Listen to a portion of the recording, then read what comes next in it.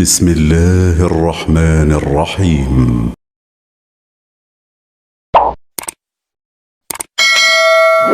Bismillahirrahmanirrahim. Assalamualaikum warahmatullahi wabarakatuh. Alhamdulillahi rabbil alamin. Wassalatu wassalamu ala rasulillahil karim Sayyidina Muhammadin wa ala alihi wa sahbihi wa dhurriyyatihi wa ummatihi ila yaumiddin. Wa ba'du. Faya ibadallah, usi nafsi wa iyyakum bitaqwallahi faqad fazal muttaqun fala tamutunna illa wa antum muslimun. Faqala ta'ala ya ayyuhalladzina amanu taqullaha haqqa tuqatih wa la tamutunna illa wa antum muslimun.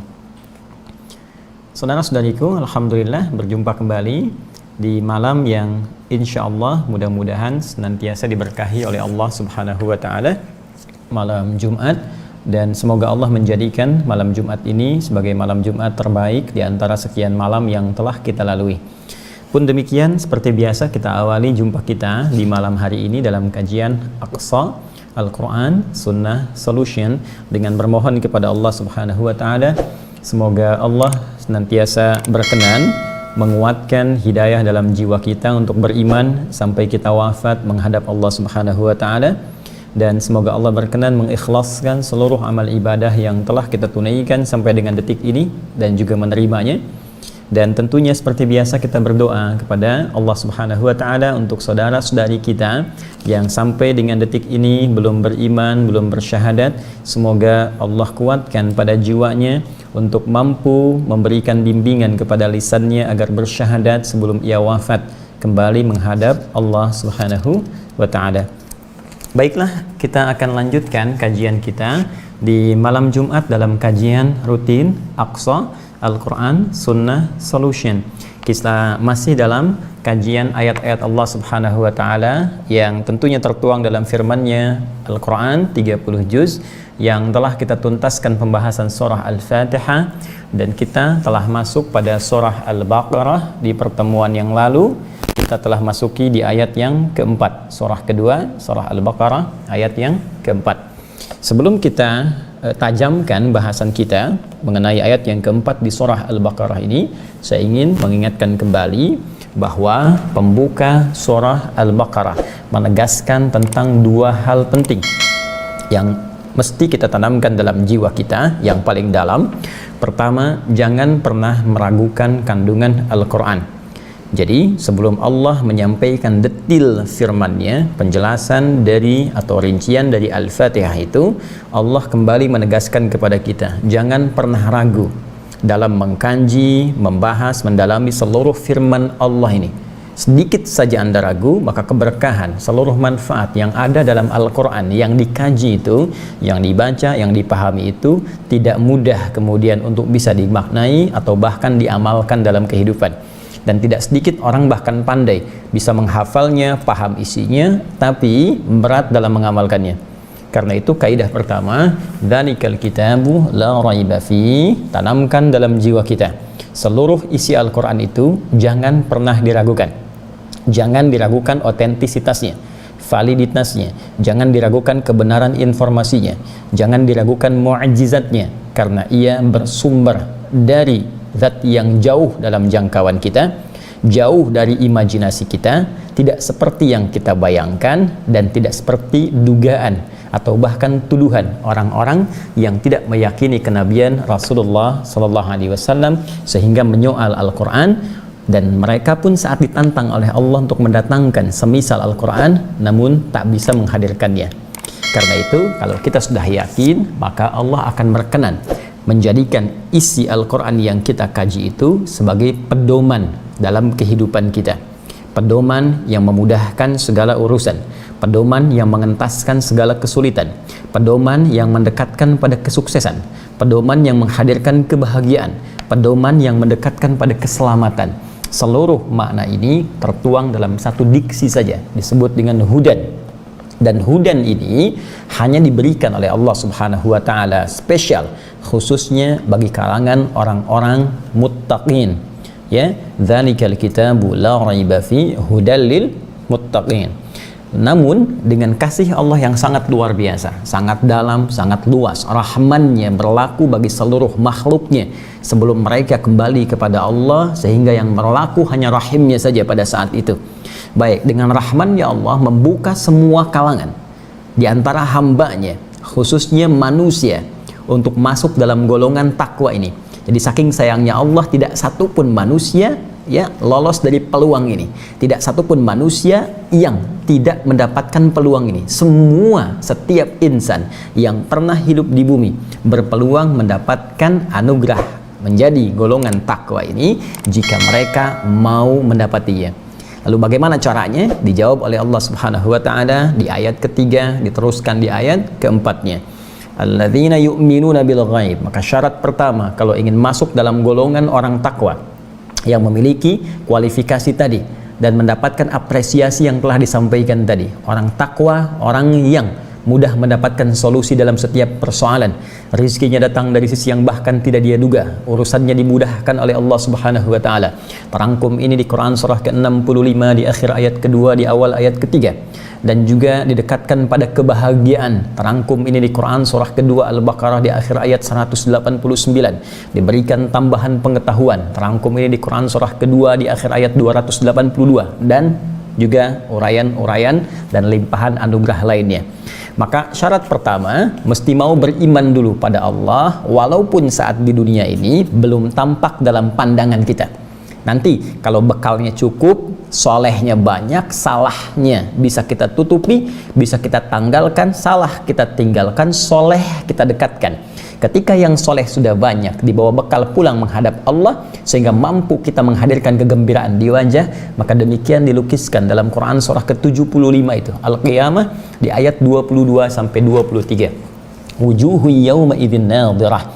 Pada saat itu ada orang-orang yang wajahnya berbinar gembira, ya, dengan amal soleh yang telah ia siapkan sejak ia di dunia sebelum pulang menghadap Allah Subhanahu wa taala.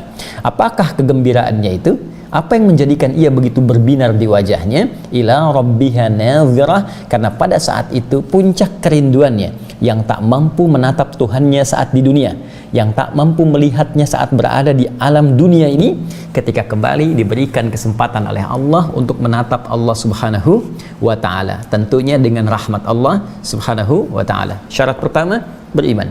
Kemudian ia membuktikan imannya, sehingga dengan pembuktian ini Allah berikan ketenangan pada jiwanya, ya, dan keselamatan saat ia kembali kepada Allah Subhanahu wa taala di akhirat nanti dari segala ancaman-ancaman keburukan.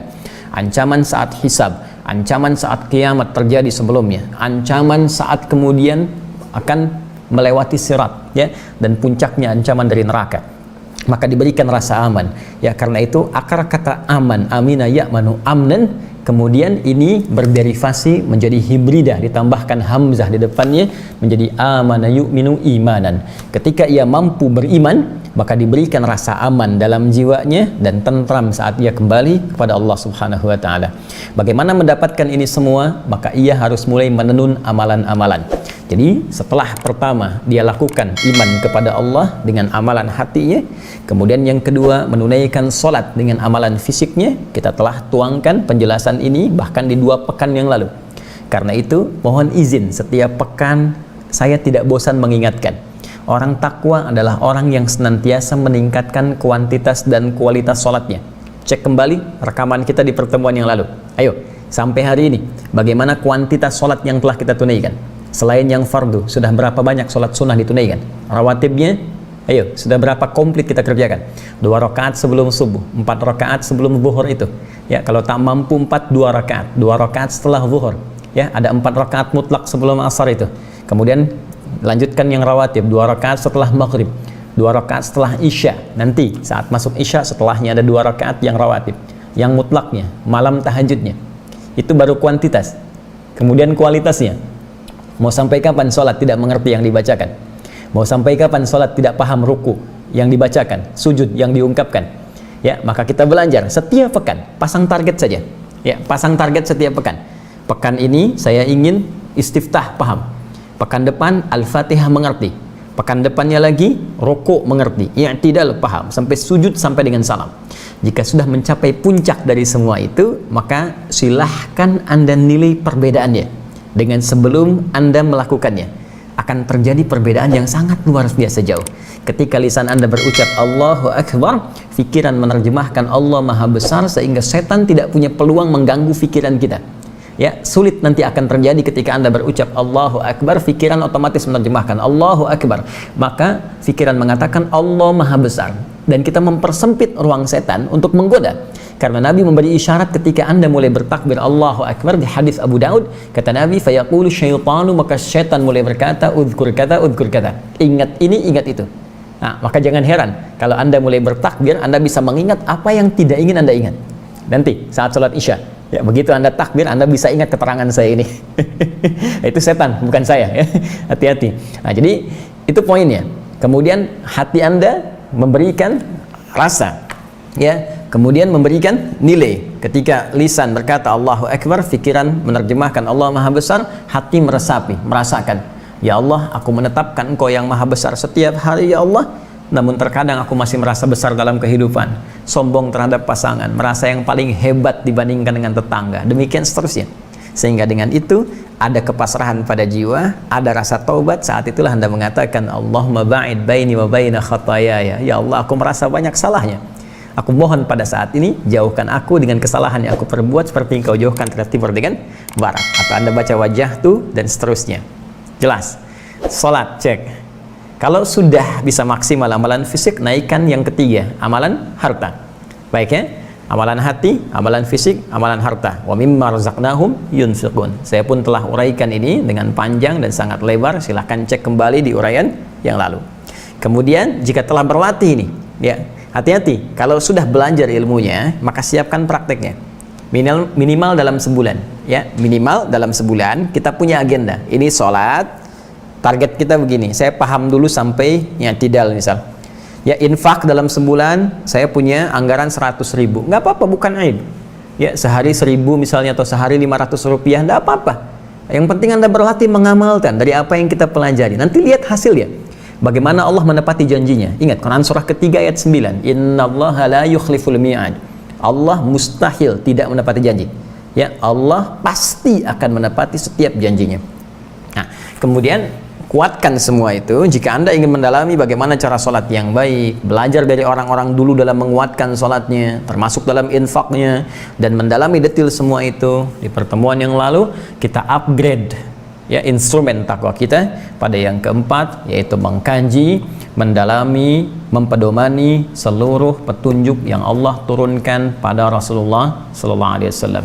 Maka Allah berfirman, walladzina yu'minuna bima unzila ilaik. Dan orang-orang takwa itu juga mampu meningkatkan kekuatan takwanya dengan meyakini dan mengamalkan. Ya, seperti saya terangkan di pertemuan yang lalu, masih ingat? Kalau ada kata iman berdiri sendiri, maka otomatis juga mengandung amal soleh di dalamnya. Karena rumus iman itu bersanding dengan amal. Al-imanu qaulun wa amalun, kata-kata dan perbuatan. Ya, ingat ya, qaulun wa fi'lun, qaulun wa amalun, kata-kata dan perbuatan. Keyakinan yang dibuktikan lewat perbuatan, itu iman. Nah, walaupun nanti kata imannya berdiri sendiri, tetap amal solehnya itu bersanding. Walaupun tidak disebutkan, ini menunjukkan kebiasaan. Kalau sudah biasa, nggak perlu disebutkan perbuatannya, maka apapun bisa dikerjakan sepanjang itu soleh. Jelas ya? Nah, misal latihan, misalnya kita ucapkan firman Allah Subhanahu wa taala di Al-Baqarah ayat 183. Imannya disebutkan ya ayyuhalladzina amanu, amal solehnya disebutkan kutiba alaikumus syiyam, diwajibkan untuk menunaikan puasa. Iman disandingkan dengan puasa. Anda berlatih dulu yang fardu karena di sini Ramadan konteksnya. Ya, itu yang dimaksudkan Quran surah kedua di ayat 185-nya, syahrul ramadhan alladzi unzila fihil Quran. Jadi latihan pada yang wajib, latihan. Tapi kalau latihannya sudah bagus, imannya sudah kuat, ya, maka apa yang terjadi? Allahu Akbar, Senin Anda bisa puasa sunnah, Kamis Anda bisa puasa sunnah, puasa Ayyamul Bid, puasa Daud, dan seterusnya. Ya, karena itu kadang-kadang kata iman bisa menyendiri tanpa amal soleh karena sudah biasa mengerjakannya atau bisa memperbanyak amalannya. Pun demikian kalau amal solehnya disebutkan, imannya tidak disebutkan, karena otomatis dengan latihan itu maka kita terbiasa mengerjakan amalannya. Jelas sampai di sini? Nah, sekarang walladzina yu'minuna bima unzila ilaik, dan orang-orang yang mau mengupgrade takwanya itu, maka dia akan meyakini tanpa ragu sedikit pun terhadap seluruh yang diturunkan kepadamu Muhammad sallallahu alaihi wasallam.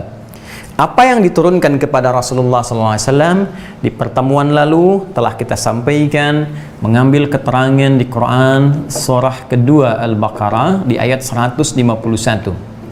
Ya. Allah memberikan anugerah kepada Rasulullah sallallahu alaihi wasallam melebihi nabi-nabi sebelumnya. Apa yang diturunkan kepada beliau? Kama arsalna fikum rasulan minkum yatlu alaikum ayatina, Al-Quran, ya, yang menjadi ayat-ayat Allah. Kemudian wa yuzakkikum wa yuallimukumul kitab.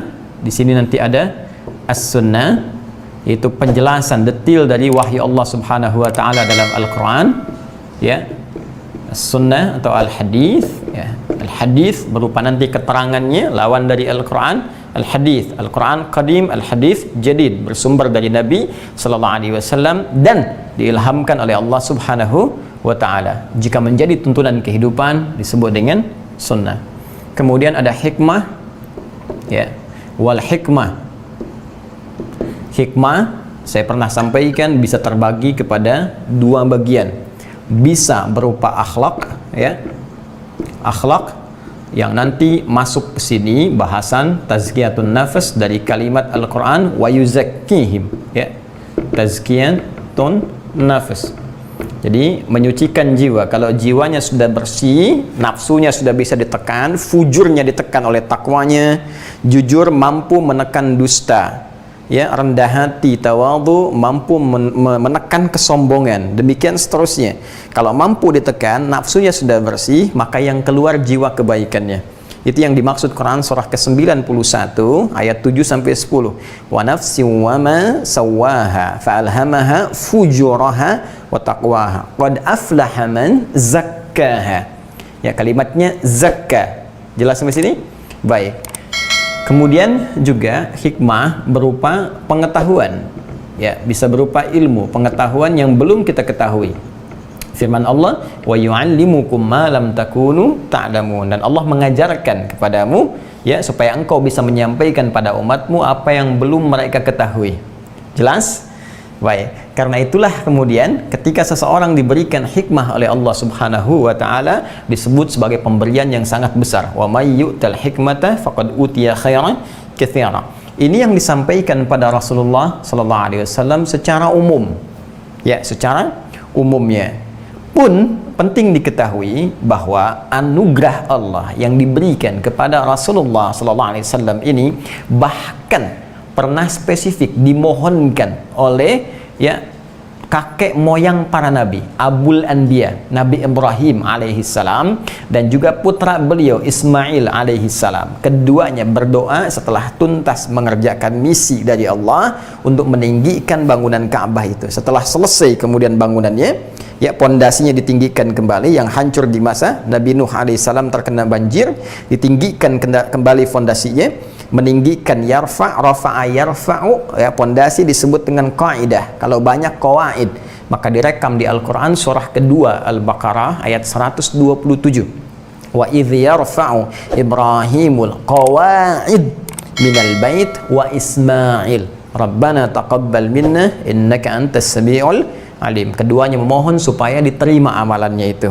Namun setelah itu di ayat 129 khususnya, kemudian keduanya berdoa, Rabbana wab'ats fihim rasulam minhum yatlu alaihim ayatina, ya, wa yuzakkihim wa yuallimuhumul kitaba wal hikmah. Ya, perhatikan, wa yuzakkihim innaka antal azizul hakim. Rabbana wab'ats fihim rasulam minhum yatlu alaihim ayatika wa yu'allimuhumul kitaba wal hikmah wa yuzakkihim innaka antal azizul hakim. Itu doanya Nabi Ibrahim dan Nabi Ismail alaihi wassalam, ya, kepada Allah. Ini kurang lebih 29 sampai 30 generasi sebelum kelahiran Rasulullah sallallahu alaihi wasallam. Setiap generasi bisa sampai ribuan tahun. Ya, kalau kita urutkan, Nabi Muhammad SAW bin Abdullah bin Abdul Muttalib bin Hashim bin Abdul Manaf, ya, bin Murrah bin Qusay. Kita ulang ya supaya Anda sama-sama berhitung, fokus. Muhammad SAW bin Abdullah bin Abdul Muttalib bin Hashim bin Abdul Manaf, ya, bin Murrah bin Qusay bin Kilab bin Ka'ab bin Ghalib bin Fihir bin Malik bin Nadar bin Kinana bin Khuzaimah bin Mudrikah bin Ilyas bin Nizar bin Mudar bin Ma'ad bin Adnan bin Addi bin Adri bin Muqawwam bin Nahur bin Tarikh bin Ya'rub bin Yasjub bin Nabit bin Ismail alaihissalam bin Ibrahim alaihissalam. 29 sampai 30. Nah, ini kalau dikalikan ribuan tahun berapa dapatnya?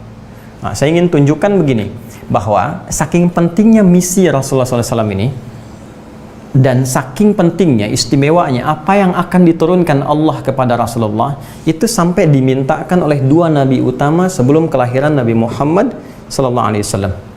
Ya, sebelum kelahiran Nabi Muhammad SAW itu sudah dimintakan.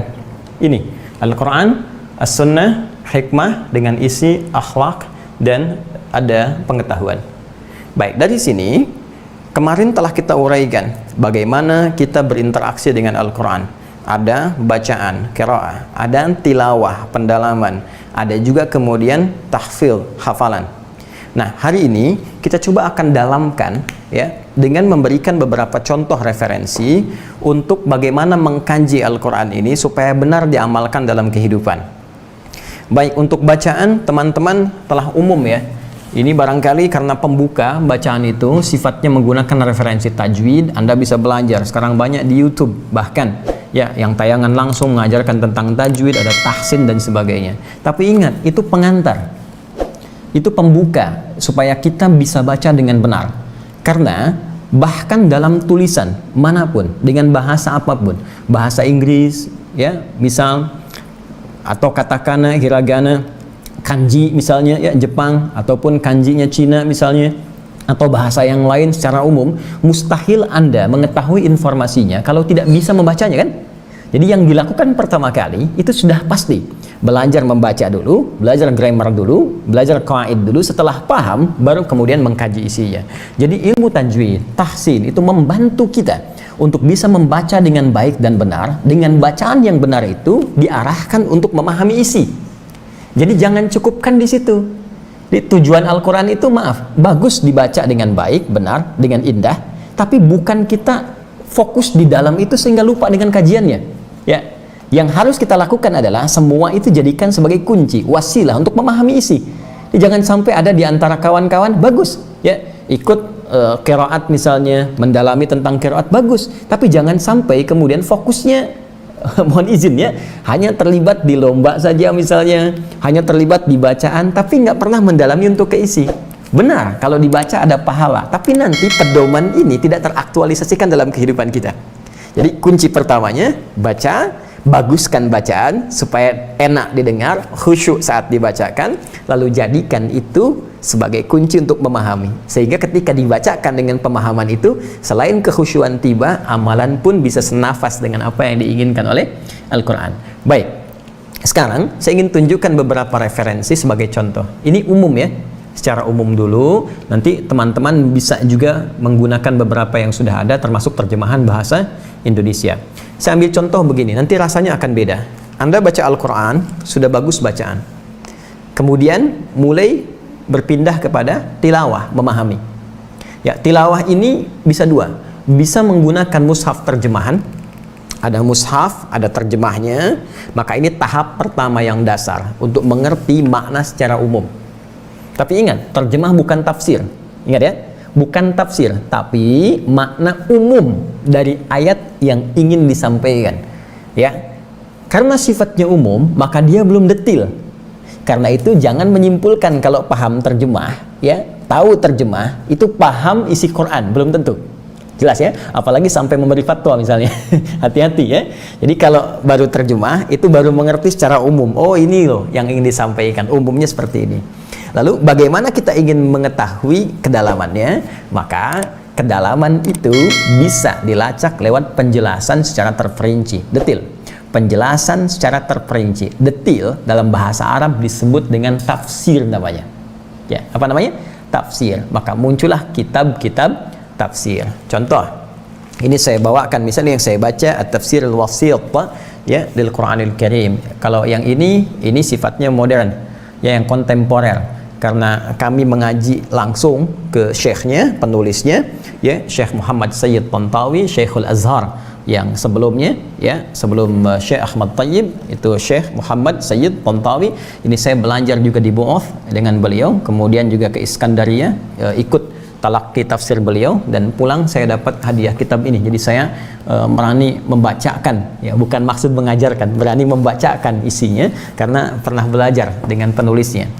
Kemudian misalnya kita juga bisa ingin ambil spesifik, kalau ingin yang hukum-hukum saja, ya saya pengen yang ayat-ayat terkait hukum, ya sekitar 300-an ayat, ya apa hukumnya misalnya tentang puasa. Ya, saya ingin belajar hukum tentang spesifik sholat, hukum tentang bisnis, ya, semua hukum yang terkandung dalam Al-Quran.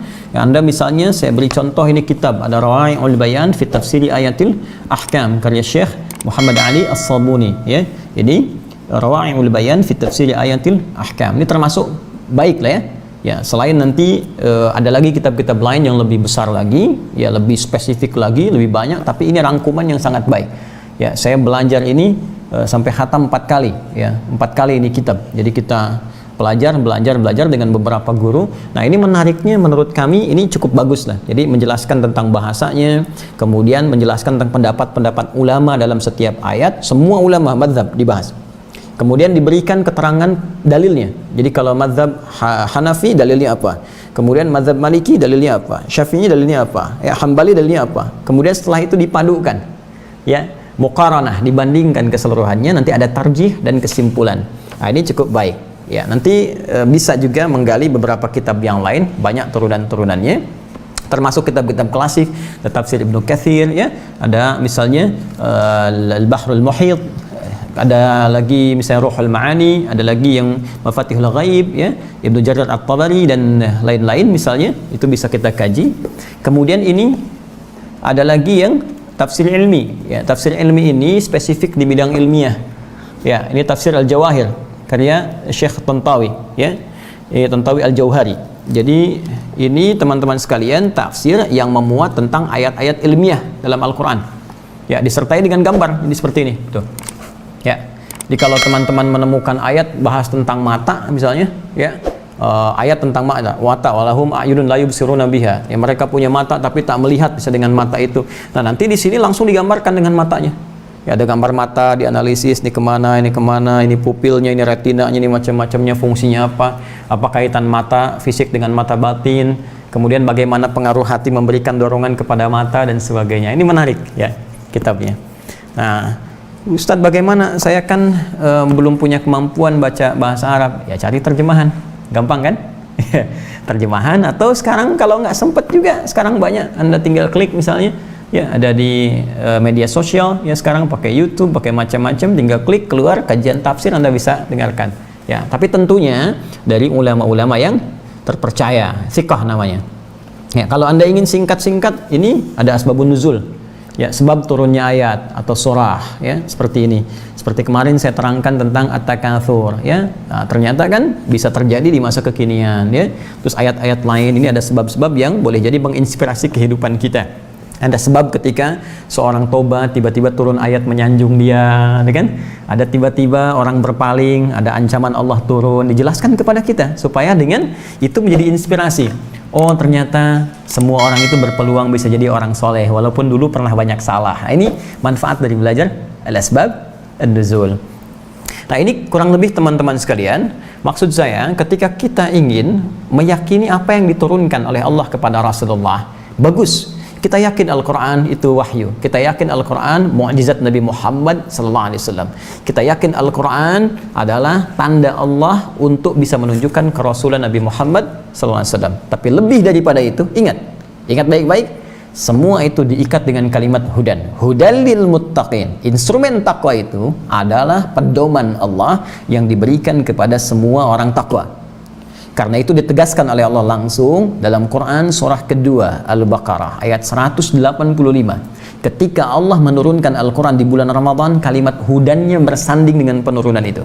Ya, Perhatikan kalimatnya. Syahrul Ramadhan alladzi unzila fihil Qur'an hudal linnas. Di bulan Ramadan yang mulia itu, yang kau puasa itu, diturunkan Al-Quran. Apa tujuannya? Hudan, sebagai petunjuk linnas, bagi semua umat manusia yang ingin mengambil petunjuk dari Al-Quran itu. Ya, jadi ditawaran. Tapi bagi orang takwa itu dipaksa, dalam tanda petik dipaksa ia untuk mengambil petunjuk itu, saking sayangnya Allah kepadanya. Ya, jadi ingat cara membacanya begini. Ya, paksaan Allah kepada kita untuk berinteraksi dengan Al-Quran bukan beban, tapi untuk kebaikan kita, saking sayangnya Allah. Karena ini pusat kebahagiaan, ya, pusat kesuksesan, pusat ketenangan, solusi dari setiap persoalan. Ini semua hidup kita ada di sini, jalannya ada di sini, masalahnya disampaikan, solusinya diterangkan, jalan keluarnya ada, lengkap semua. Ya, jadi kita dipaksa itu dalam tanda petik, sebetulnya bukan paksaan dalam kondisi memberikan beban, bukan, tapi lebih kepada dorongan supaya kita mendapatkan semua keringanan hidup di dunia sampai kita mendapatkan kebahagiaan sejati ketika kembali kepada Allah Subhanahu wa ta'ala. Karena itu bagi orang takwa, walladzina yu'minuna bima unzila ilaik, yakin dan mengamalkan isi Al-Quran adalah bagian dari instrumen takwa tertinggi yang diberikan oleh Allah kepada orang-orang takwa. Jelas? Baik, ini terkait dengan Al-Quran. Nah, kemudian Nabi Muhammad SAW juga diberikan oleh Allah Subhanahu wa ta'ala tugas kerasulannya untuk menjelaskan kandungan Al-Quran. Wah, ada bertanya, Ustaz, bagaimana ini harus dijelaskan? Kenapa nggak semua jelas-jelasnya di Al-Quran? Teman-teman, begini, ini petunjuk umum yang sudah tercantum saja, ya, itu bagi kita. Anda kebayang nggak kalau dijelaskan semua teknisnya? Seperti apa besaran Al-Quran itu? Seperti apa tebalnya? Ini baru cara berpikir pertama. Ya. Jadi ketika semua disebutkan, cara bangun tidur sampai dengan tidur lagi, dirinci dalam Al-Quran. Begini cara bangunnya, duduk dulu, jangan langsung berdiri, usap mata, hilangkan bekas ngantuknya. Kemudian baca akhir ayat surah Ali Imran, ya 10 ayat terakhir. Kemudian baca doa, terus sampai bangun tidur lagi. Diterangkan rincian, sampai alam kubur, sampai kiamat. Anda kebayang nggak berapa tebalnya tuh Quran? Lalu Allah berikan cara yang paling mudah. Ya, dalam Al-Quran yang kemudian dituangkan, dituliskan dalam bentuk mushaf, itu mudah untuk dihafalkannya, kemana-mana dibawa gampang, ya, spiritnya ada di situ, umumnya tertenun di situ, ya, kita ketahui, lalu dijelaskan oleh Nabi supaya ringan kita mengamalkannya. Ya, dengan penjelasan ini tak harus kita menghafalkannya, cukup kita mengamalkannya, maka senafas kita dengan penjelasan Al-Quran. Maka hikmahnya Nabi Muhammad ditugaskan oleh Allah untuk menerangkan isi Al-Quran, salah satunya memberi kemudahan bagi kita untuk mengamalkan semua petunjuk Allah itu. Cukup secara umum disampaikan dalam Al-Quran, yang perlu didetilkan seperti konsep ketuhanan, ya, detil dalam Al-Quran supaya tidak ada peluang bagi kita untuk memberikan penafsiran-penafsiran liar. Nggak ada multitafsir terhadap keesaan Allah Subhanahu wa ta'ala. Qul huwallahu ahad, jelas. Allahus samad, lam yalid wa lam yulad wa lam yakul lahu kufuwan ahad, jelas, tuntas. Ya, khususnya ayat-ayat Makkiyah itu, ya, surah-surah Makkiyah tuntas dijelaskan. 20 surah Madaniyah, 12 ikhtilaf, sisanya kemudian ya 82-nya itu Makkiyah. Atau kalau kita ingin sambungkan dengan yang 12 tadi, 90 kemudian 4-nya misalnya Makkiyah, maka jelas termnya menunjukkan salah satunya gambaran tentang tauhid. Spesifik. Ya, tapi tentang hukum, tentang akhlak, tentang turunan-turunan sifat dan sikap, ya, dijelaskan oleh Nabi SAW supaya memudahkan jalan kehidupan kita. Penjelasan Nabi itu disebut dengan hadis, ya, segala yang dinisbatkan kepada Rasulullah Sallallahu Alaihi Wasallam, ya, ma nusiba atau ma usnida ila an-nabi Sallallahu Alaihi Wasallam min qaulin au fi'lin au taqririn, ya, dari perkataan beliau berupa penjelasan firman Allah Subhanahu wa ta'ala dalam Al-Quran, au fi'lin atau perbuatan beliau yang menerangkan, ya, firman Allah Subhanahu wa ta'ala di Al-Quran. Contoh, Allah mengatakan di Al-Quran, wa aqimus shalah, Al-Baqarah ayat 43, tunaikan salat. Bagaimana cara menunaikannya? Maka dijelaskan oleh beliau lewat perbuatan beliau. Ya, engkau berwudu dulu, ya, ayat wudu ada. Quran surah kelima ayat ke-6 ada. Tapi detailnya bagaimana? Nabi mencontohkan sampai dengan airnya, jenisnya, bagaimana caranya. Lalu menghadap kiblat, lalu mulai bertakbir sampai dengan salam, dijelaskan. Ya, itu hadis beliau. Atau takrir, ketetapan Rasulullah sallallahu alaihi wasallam. Ya, au min sifatin khuluqiyatin au khilqiyatin, atau sifat dan sikap beliau yang tampak pada beliau, semuanya tuntunan. Ya, jalannya bagaimana, nengoknya bagaimana, sampai dari tidurnya sampai dengan bangun tidur kembali. Nah, itu berupa hadis-hadis Rasulullah sallallahu alaihi wasallam, dan semua itu pun yang Allah berikan petunjuk. Ingat kaidahnya di surah An-Najm, wa ma yantiqu 'anil hawa in huwa illa wahyu yuha, dan tidaklah Rasulullah berucap, memberikan statement berasal dari nafsunya, keinginan pribadinya, namun semua itu berdasar petunjuk Allah Subhanahu wa ta'ala. Jadi hadis pun hakikatnya adalah petunjuk Allah yang memudahkan umat Nabi Muhammad SAW untuk mengamalkan semua pedoman yang tercantum dalam Al-Quran. Ketika hadis itu menjadi jalan kehidupan, maka bahasanya diungkapkan dengan nama sunnah. Ya, dari sanna ya sunnu sunnatan. Ya, sunnah itu asal katanya jalan yang ditempuh. Ya, pedoman yang diikuti. Ketika diikuti jadi pedoman, jadi jalan, maka disebut dengan apa? Sunnah. Maka ada kalimat Nabi, an-nikahu sunnati, faman raghiba an sunnati falaysa minni. Nikah itu termasuk cara hidupku. Ya, jalan kehidupanku, pedomanku. Maka kalau ada orang anti nikah, ya, bukan belum mampu nikah tapi menolak syariat nikah, maka falaysa minni, dia bukan golonganku. Ya, jadi ini bukan artinya belum mampu nikah, bukan. Ya, jadi para jomblo nggak usah khawatir. Ini maksudnya yang menolak, gitu ya, nolak syariat nikah. Nah, itu bukan golongan Nabi, kata Nabi. Ya, kenapa? Karena nikah bagian dari jalan hidup Nabi, dari pedoman kehidupan. Ya, saya ingin katakan begini. Jadi kalau Anda menemukan istilah Al-Quran Sunnah, Al-Quran Sunnah, jadi maksudnya ini pedoman hidup yang rinciannya diterangkan lewat hadis, kemudian menjadi jalan kehidupan yang diikuti, maka dirangkum dengan Al-Quran dan Sunnah. Jelas? Nah, tapi sekarang bagaimana memahami Sunnah? Kita kan nggak pernah berjumpa dengan Rasulullah, tidak semasa. Jangankan semasa, mimpi pun belum tentu bertemu dengan Rasulullah. Sekarang bagaimana bisa belajar sunnah? Saya mengamalkan Al-Quran dan sunnah. Apa Anda langsung ketemu Nabi? Belum tentu kan? Nah, maka dari itu kita mesti belajar dari referensi-referensi yang tersambung kepada Rasulullah SAW sehingga mengetahui sunnahnya. Bagaimana caranya? Dan seperti apa mempraktekannya? Itu nanti kita akan bahas setelah menunaikan salat Isya berjamaah. Sekarang sudah masuk waktu Isya, kita jeda sejenak. Ba'da Isya nanti kita teruskan ya pada bagian yang kedua, yaitu meyakini dan mengamalkan petunjuk Allah lewat Nabi berupa sunnah. Baik, sudah tiba adzan Isya, kita jeda. Subhanakallahumma bihamdika asyhadu an la ilaha illa anta astaghfiruka wa atubu ilaik. Assalamualaikum warahmatullahi wabarakatuh. Allahu akbar. Bismillahirrahmanirrahim. Assalamualaikum warahmatullahi wabarakatuh. Alhamdulillah wassalatu wassalamu ala Rasulillah wa ala alihi wa sahbihi wa man wala wa ba'du. Saudara-saudariku, kita telah menunaikan salat Isya berjamaah waktu Indonesia bagian barat. Kita bermohon kepada Allah Subhanahu wa taala semoga Allah berkenan menerima salat yang telah kita tunaikan, pun demikian dengan seluruh ibadah-ibadah sunnah yang menyertainya.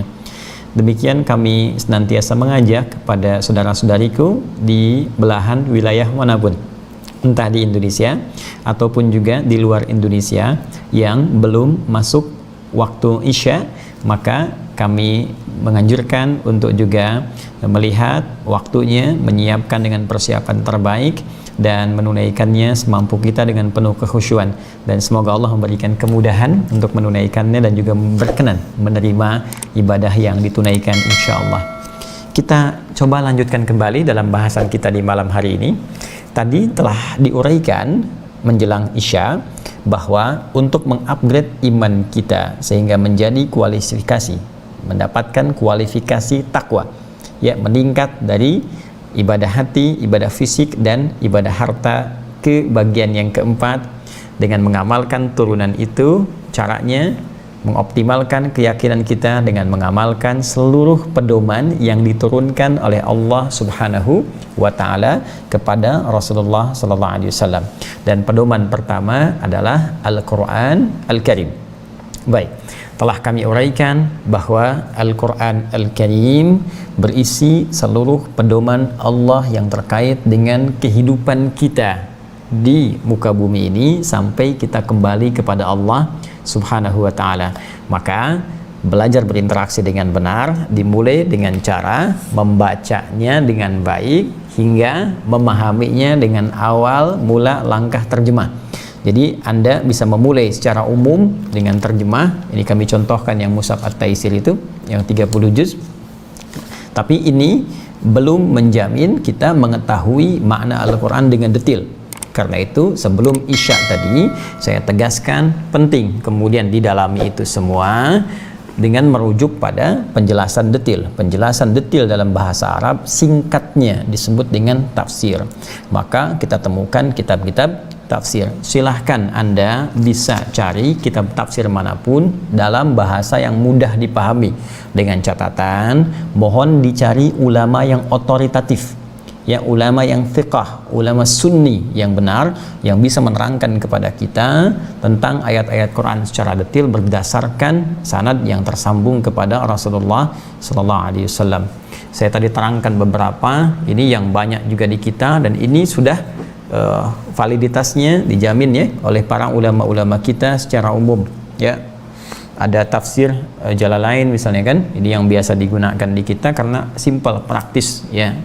Kemudian ada tafsir juga agak lebih mendetail penjelasannya, lebih luas, panjang. Ini tafsir Al-Quran Al-Azim, ya, sering disingkat dengan Ibnu Katsir karena ditulis oleh penulisnya Abul Fida, ya, Al-Imam Ibnu Katsir, ya.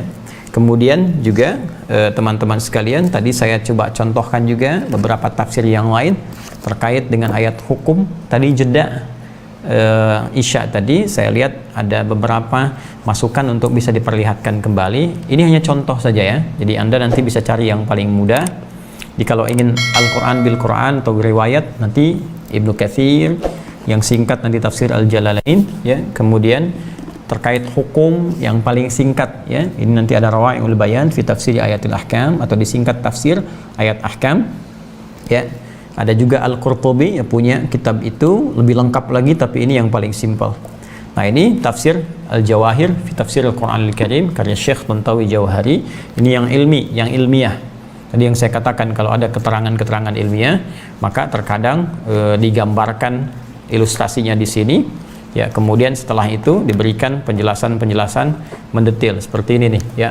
Ini gambar tulang belakang tuh. Jadi saya berbicara tentang manusia, dijelaskan seperti ini gambarannya. Nanti banyak ya Anda dapatkan, dan ini cukup luar biasa ya. Cukup banyak jilidnya dan cukup dalam untuk dibahas.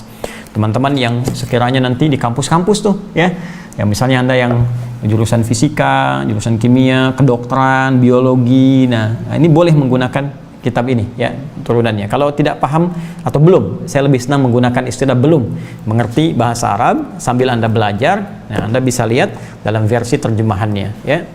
Kemudian juga tadi ada asbabun nuzul untuk bisa mengetahui sebab-sebab turunnya ayat atau bahkan surah, yang itu bisa menjadi inspirasi kehidupan supaya kita bisa berubah lebih baik ya, lebih soleh dibandingkan masa-masa sebelumnya. Untuk merinci seluruh keterangan yang Allah sampaikan dalam Al-Quran supaya menjadi jalan kehidupan yang tadi saya uraikan ya, jalan kehidupan yang mudah diikuti, disebut dalam bahasa Arab dengan sunnah, dari sanna yasunnu sunnatan. Maka perlu ada penjelas, dan penjelasan yang paling mudah diterima adalah penjelasan yang bisa kita saksikan, bisa kita telusuri referensinya, bisa kita dapati, dan langsung bisa kita berinteraksi untuk mengeksekusi itu semua. Maka Allah Subhanahu wa taala menugaskan Rasulullah sallallahu alaihi wasallam untuk memberikan penjelasan rinci tentang seluruh kandungan firman-Nya pada Al-Qur'an. Ketika disampaikan di lisan beliau, maka penjelasan itu disebut dengan hadis. Ya, diterangkan oleh Nabi sallallahu alaihi wasallam seluruh pedoman kehidupan, bahkan dari mulai bangun tidur sampai dengan tidur kembali. Yang paling dahsyat, bahkan seluruh aspek kehidupan beliau itu menjadi miniatur, ya, miniatur contoh yang paling bagus, contoh yang paling efektif, teladan yang paling ideal, yang nilainya akan selalu kita temukan dalam kehidupan kita. Ya, semua perjalanan kehidupan Nabi Sallallahu Alaihi Wasallam. Contoh, beliau dari menjadi seorang anak itu sudah bisa menjadi teladan.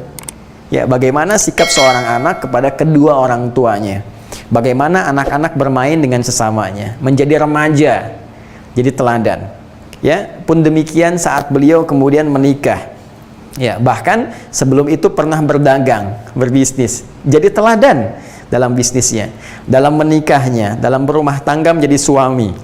Oke? Kemudian menjadi ayah, menjadi kakek, menjadi pemimpin level terbesarnya, menjadi panutan umat. Setiap apa yang dialami oleh Rasulullah Sallallahu Alaihi Wasallam dalam setiap langkah hidupnya, maka secara langsung itu menjadi teladan kehidupan kita. Teladan. Karena itulah hadis didefinisikan bukan hanya perkataan, tapi juga qaulun wa fi'lun wa taqrirun, ya. Perkataan, perbuatan, ketetapan, setiap tindakan, sifat dan sikap yang melekat pada kehidupan Nabi. Dan lebih dahsyatnya lagi, semua orang yang berinteraksi dengan Rasulullah SAW, apapun profesi mereka, entah itu seorang pebisnis, pengusaha, ataukah birokrat, atau diplomat, atau pengajar, atau bahkan siapapun dengan level kompleksitas kehidupan yang lebih rumit, itu semuanya mendapatkan perubahan perilaku, jadi lebih baik, jadi lebih bermartabat, jadi lebih makmur, dan dahsyatnya jadi contoh bagi generasi setelahnya. Nah, keteladanan yang baik yang bisa menjadikan setiap orang atau pihak yang berinteraksi dengan beliau ini menjadi teladan lagi di kemudian hari, maka sifatnya disebut uswah namanya. Ya, uswah. Uswatun. Ini uswah. Keteladanan yang sifatnya bisa meluas. Ya, Nabi SAW mengajar sahabat Abu Bakar, Umar bin Al-Khattab, Uthman bin Affan, Ali bin Abi Thalib radhiyallahu ta'ala anhum jami'an, dan sahabat-sahabat lain. Ya.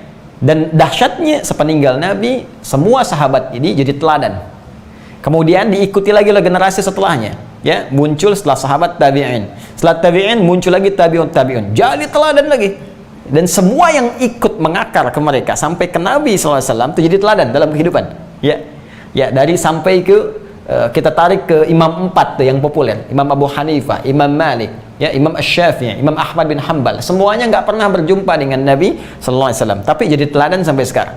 Yang paling dahsyat, kita yang meniru jalan hidup mereka, yang tersambung ke Nabi, jadi teladan juga. Betapa banyak ustadz-ustadz yang mengikuti keteladanan dari Nabi, bukankah jadi teladan juga di masyarakat?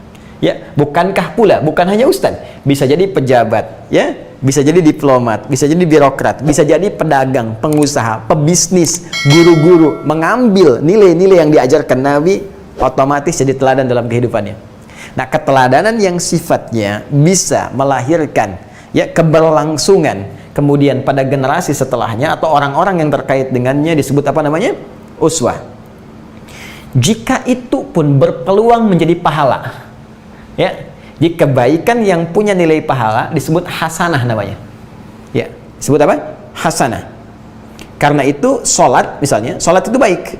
Ya, ibadah yang baik disebut hasanah oleh Al-Quran. Ya, Quran surah ke-11 ayat 114.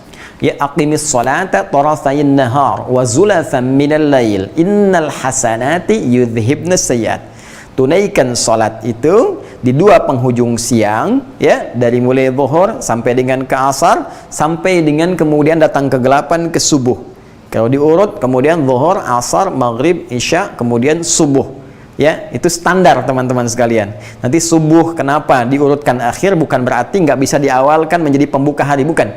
Tujuannya untuk menunjukkan ada spesifik waktu subuh, keistimewaannya nggak ditemukan di waktu-waktu lain, walaupun semua waktu itu penting, tapi subuh punya spesial keutamaan. Ya, karena itu nanti di Quran surah ke-17 Al-Isra ayat ke-78 diberikan isyarat keutamaan ini. Ya, aqimis salata liduluki syamsi ila ghasaqil laili wa qur'anal fajr. Ya, tunaikan salat dari mulai tergelincir matahari, zuhur maksudnya, sampai datang ke malam. Jadi masuk di sini zuhur, asar, maghrib, isya. Wa Qur'anal fajr. Demikian juga dengan subuh. Jadi bukan cuman sholatnya, plus bacaannya, plus wa-nya plus wa Qur'anal fajr. Inna Qur'anal fajri kana masyhuda. Karena semua bacaan yang disampaikan di waktu subuh itu langsung disaksikan oleh Allah dan seluruh malaikatnya siang dan malam. Malaikat siang dan malam, inna malaikatil laili wa malaikatin nahar tajtami'u fi salatil fajri. Ya, kata Nabi sallallahu alaihi wasallam atau bima qala Rasulullah sallallahu alaihi wasallam. Semua malaikat siang dan malam berkumpul di waktu fajar. Karena itu menjadi penting. Ya, bukan sekedar sholatnya, tapi juga semua bacaannya. Karena itu ada orang-orang yang memburu waktu subuh, sebelum subuh sudah memohon kepada Allah, khususnya dengan istighfar. Waktu singkat menjelang subuh disebut dengan sahar namanya. Jamaknya ashar. Ada kebiasaan orang-orang ahli surga, kata Allah, yang nanti akan hidup di taman surga. Saat di surga nanti dengan izin Allah, di antara kebiasaannya rajin istighfar di waktu sahar. Itu ditemukan di Quran surah ke-51 ayat 18. Wabil asharihum yastaghfirun. Di waktu-waktu sahar itu ada orang yang membiasakan istighfar kepada Allah Subhanahu wa taala. Poinnya kembali ke Quran surah 11 ayat 114 bahwa salat itu disebut dengan hasanah. Innal hasanati. Semua salat itu adalah hasanat. Ya. Hasanat itu jama' muannas salim dari kata hasanah. Ya. Hasanat itu jamak dari hasanah. Ini tunggalnya, singularnya. Hasanah, jamaknya hasanat. Jelas? Nah, hasanah ini perbuatan yang saat dikerjakan, kita kerjakan di dunia. Karena di alam kubur sudah nggak ada amalan lagi. Yang terlampau soleh, kalau Anda masih pengen ibadah di alam kubur misalnya, ya itu sudah selesai. Ya tinggal kita menerima ya anugerah dari Allah atas apa yang telah kita kerjakan selama di dunia. Nah ini teman-teman sekalian, fokus baik-baik sini. Ini jamaknya, ini tunggalnya. Nanti dari mana taunya kalau hasanah itu punya peluang pahala, punya nilai akhirat? Nanti ditafsir di Quran surah ke-6 Al-An'am ayat 160. Ya, man jaa bil hasanati falahu asyru amthaliha. Siapa yang mengerjakan satu perbuatan hasanah yang punya nilai akhirat, maka dituliskan poin akhiratnya 10 kali. Anda baru sholat isya tadi sendirian, dituliskan 10 poin.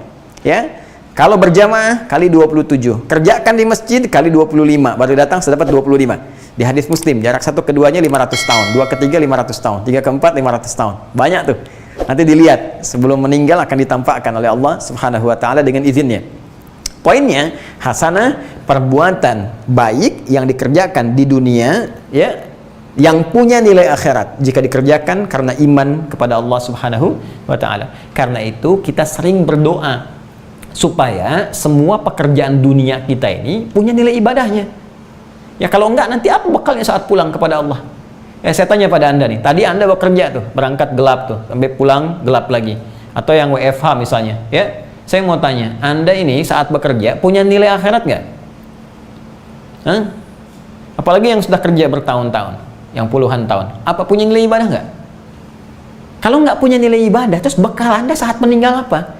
Toh gaji Anda yang Anda kumpulkan, yang dikejar-kejar, yang sekarang ini saya nggak tahu bagaimana mengucapkan kalimatnya. Manusia sudah kehilangan sebagian dari nuraninya.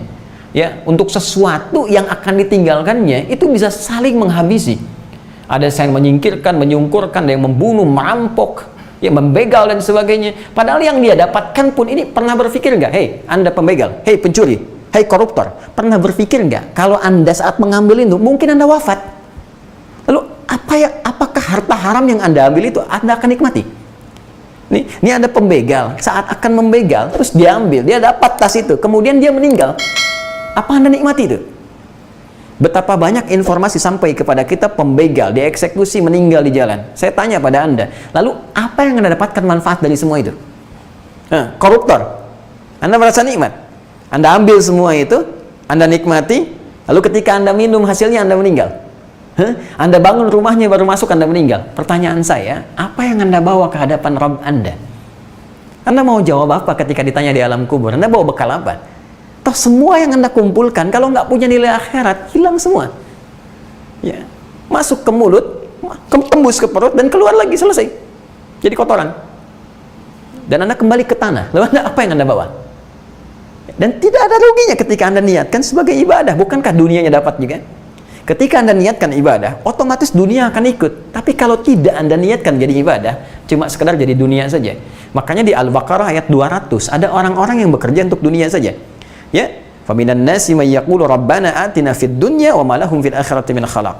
Ya, ada orang yang orientasinya dunia saja. Yang penting kumpulkan. Akhirat gimana nanti? Berpikir Anda, nanti bagaimana? Tapi ada di antara mereka yang menyiapkan amalan dunianya menjadi tabungan akhirat. Maka di ayat 201-nya Allah berikan penjelasan. Wa minhum may yaqulu rabbana atina fid dunya hasanah wa fil akhirati hasanah wa qina adzabannar. Dan ada di antara mereka yang orientasi hidupnya, pekerjaan dunianya semua jadi hasanah. Artinya apa? Saat dikerjakan yang baik-baik saja dan punya nilai akhirat. Jadi dunia hasanah itu yang dikerjakan yang baik, bukan yang salah, bukan yang haram. Kalau Anda jadi pejabat yang baik, buat keputusan yang baik. Jadi pedagang, pengusaha, berusaha dengan baik, jangan menipu, jangan curang. Banyak surat terkait itu. Wailul lil mutaffifin, celaka orang yang curang, celaka orang yang menipu, ya, celaka pelaku riba, celaka orang yang memonopoli suatu kebaikan, ya, untuk dirinya sendiri dalam konteks negatif. Hati-hati. Nah, karena itu penting saya tegaskan, orang-orang yang punya tabungan akhirat, maka di dunianya pun orientasinya semua baik. Bagaimana caranya pekerjaan saya baik, jalurnya baik, caranya baik, eksekusinya baik, hasilnya pun baik. Tapi apakah semua yang baik itu punya nilai di hadapan Allah? Belum tentu. Kalau tidak diniatkan semua karena iman kepada Allah Subhanahu wa taala. Ya. Jadi kalau Anda ada, ya, sudah diisyaratkan di Quran, teman-teman, surah ke-25 Al-Furqan ayat ke-23. Jadi kisahnya di zaman Nabi pun ada orang baik dia, ya, suka bantu, bangun jalan, bangun itu, tapi nggak beriman. Ya, maka keadilan Allah menjadikan balasannya untuk dunia saja. Karena pekerjaannya orientasi dunia, dia tidak yakin dengan akhirat, tidak yakin dengan kuasa Allah di akhirat, maka Allah balas, keadilan Allah menjadikan dibalas saat di dunia. Karena ia mengerjakan untuk orientasi dunia saja. Maka Allah berfirman, wa qadimna ila ma amilu min amalin faja'alnahu haba'an manthura. Ya, maka kami dahulukan dengan keadilan kami berikan dengan cepat seluruh balasannya saat di dunia. Karena itu dia diapresiasi di dunia, dianggap orang baik, dituliskan dengan tinta sejarah, ini orang baik, pernah bantu segalanya. Tapi tak punya nilai saat di akhirat, karena kaidah akhirat aturannya beda dengan dunia. Jadi ketika semua dunia ditanggalkan, pindah ke alam kubur, maka aturan alam kubur yang berlaku, bukan aturan dunia. Karena itu semua bekal dunia nggak bisa dibawa ke kubur. Ya, ingat. Dan aturan pun berubah, apalagi pindah ke akhirat, aturan dunia nggak bisa dipakai. Karena itu dikatakan telah meninggal dunia, meninggalkan semua yang terkait dengan dunia, termasuk aturan-aturannya. Jadi nggak bisa aturan dunia dibawa ke alam kubur. Sama aja, Anda mau orang paling hebat, ya, jabatan paling tinggi atau struktur militer paling hebat, mau jenderal, ya, sampai ke kopral, sampai ke bawah, tetap sampai di alam kubur semua sama, ukuran tanahnya sama dan selesai. Ustadz juga sama, mau kiai, mau habib, mau siapapun ustadz, sama aja dengan jamaah, masuk ke alam kubur sama. Cuma nanti perlakuan aturannya bisa berbeda ketika masuk di dalam, tergantung amal apa yang dibawa. Karena itu saya sarankan, ingat-ingat wafat, ingat-ingat, setidaknya memperbaiki kehidupan kita. Tidak usah kita mencela orang, tidak usah memikirkan orang, tapi kita mengoreksi diri sendiri. Ya, ingat, yang kita sampaikan ini aturan standar. Aturan standar sangat dipahami. Jadi kalau Anda merasa kurang berkenan dengan apa yang saya sampaikan, bukan kata-katanya yang salah. Mungkin dalam diri kita ada kesalahan yang harus diperbaiki supaya kita kembali. Ya, karena kaidah itu sederhana, ada baik, ada buruk. Ya, kalau disampaikan baik, Anda menolak, berarti ada yang buruk dalam jiwa yang harus diperbaiki. Ya, tapi kalau disampaikan keburukan, Anda menolak, berarti di jiwa Anda ada kebaikan. Diajak mabuk, nggak mau, berarti baik jiwanya. Ya, diajak sholat nggak mau, padahal Anda muslim, berarti ada yang kurang tepat dalam jiwanya. Ini persoalan saja. Jadi kalimat standar. Tinggal bagaimana kemudian kita saling mendoakan untuk berbuat baik. Saya pun mendoakan. Ya, saya tidak membiasakan diri untuk mencela. Itu jauhkan dari manhaj kehidupan kami. Kita mendoakan, kita mengajak, dan terserah Anda. Kita tidak memaksa. Fadzakir innama anta mudzakir lasta alaihim musaitir. Kembali ke sini. Jadi hasanah, setiap perbuatan baik yang punya nilai akhirat. Jadi, perhatikan baik-baik. Nabi SAW ketika membawa jalan hidup disebut dengan sunnah. Sunnah. Ini kalau sudah menjadi jalan hidup, jadi pedoman ya. Ya, sumber referensinya disebut dengan al-hadis. Ya. Ada yang menyamakan antara hadis dengan sunnah. Tapi spesifik perbedaannya karena di kaidah bahasa itu spesifik. Ziyadatul mabna tadullu ala ziyadatil makna. Bertambah satu huruf bisa merubah atau memperluas makna, apalagi pengucapannya berbeda. Satu hadis, satu sunnah. Maka ada yang membedakan secara spesifik kalau ini sumber segala yang terkait dengan Nabi, kalau ini sudah menjadi jalan kehidupan yang diikuti. Baik, fokus. Ketika Allah menjadikan Nabi Sallallahu Alaihi Wasallam sebagai ukuran, standar, patokan yang kita ikuti dengan segala tuntunan hidup yang disebut dengan sunnah itu, karena semua yang ikut Nabi itu jadi baik, ya, dan otomatis ketika diniatkan karena Allah ada pahalanya. Maka sifat keteladanan Nabi itu semua penjelasan dan semua yang dibawa Nabi disifati oleh Al-Quran dengan kalimat uswah hasanah.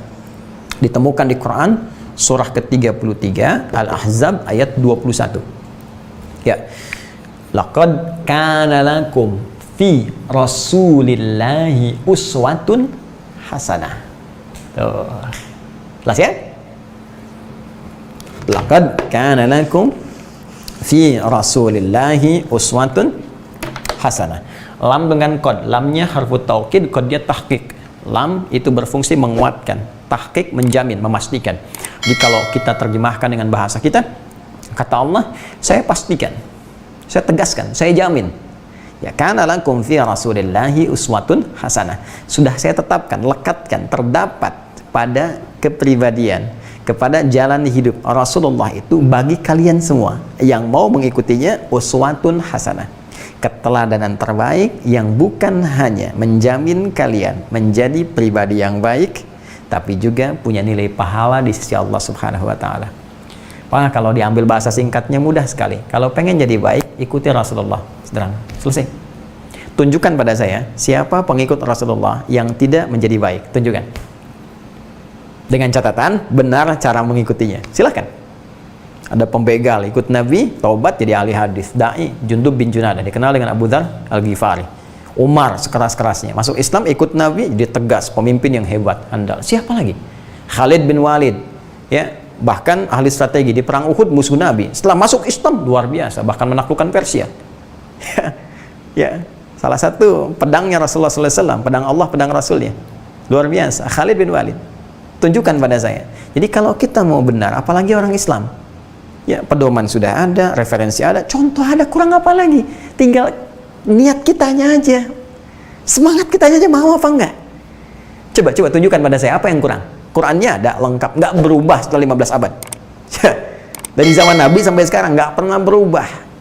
Coba, ada lengkap, orisinil, bisa dilacak, jelas, ditantang kita untuk membuktikan. Sampai sekarang sempurna. Hadisnya ada, keterangan ada, lengkap, contoh ada, ulama juga ada yang menerangkan, kurang apa lagi? Jadi kalau belum jadi baik, yang salah bukan referensinya, pribadinya. Pribadi kita sendiri yang belum berusaha. Ayo coba kuatkan niat kita. Memang untuk take off itu butuh tenaga besar. Seperti pesawat kan, untuk terbang itu butuh take off, tenaganya harus kuat. Itu yang kita harus maksimalkan dulu. Jadi kalau sudah di atas kan kita tenang. Yuk kembali ke sini. Jadi ini poinnya. Ya teman-teman sekalian, ini poinnya, uswatun hasanah. Bahkan kalau di riwayatnya Warsh dan Qalun dari Nafi', Imam Nafi' Al-Madani, ini kalimat uswah bisa dibaca iswah. Iswah, sini, harakatnya kasrah. Ya, saya coba hapus ini dulu. Ya, kita tuliskan supaya jelas. Ini teman-teman. Sabar ya. Sayanya semangat ya, jadi mudah-mudahan teman-temannya juga semangat ya. Nah ini jadi ada begini tulisannya, uswatun hasanah. Masya Allah. Nah, uswatun hasanatun. Sana.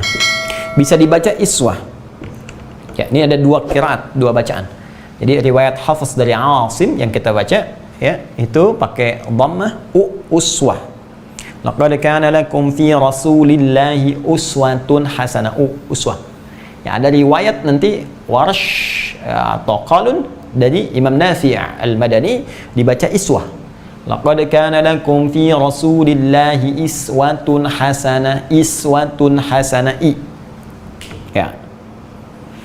Nah, kalau kita gali dengan pendekatan ilmu tafsir yang mengakar pada pendalaman bahasa Al-Quran, dari bahasa Arab yang bukan hanya standar, kita gunakan gramatikal, kajian gramatikalnya, ya, ilmu lughahnya. Teman-teman lihat dahsyatnya, perhatikan dahsyatnya.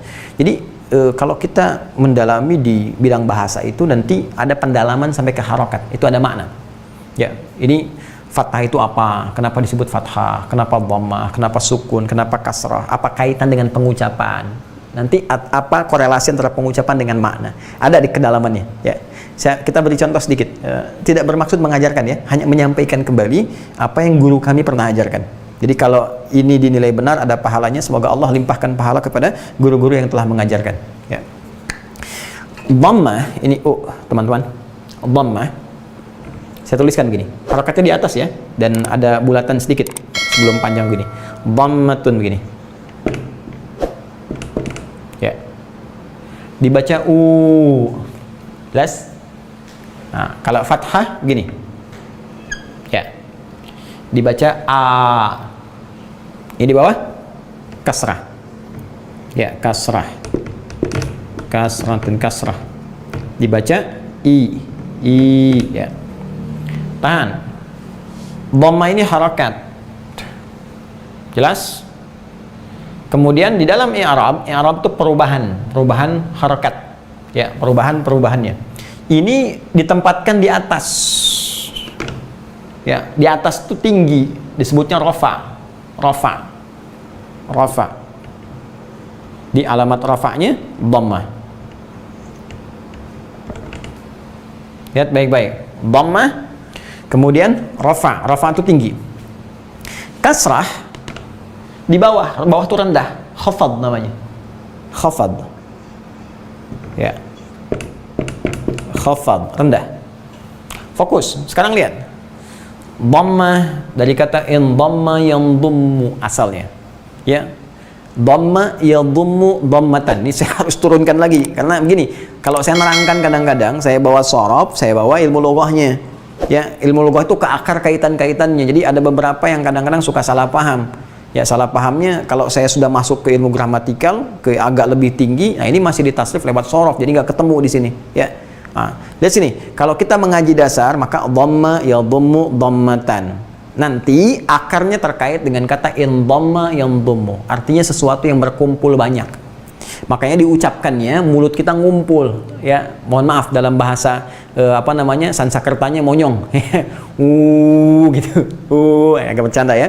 Jadi mengumpul di sini. Jadi kalau kita kor banyakkan kan? Nah, itu indhamma.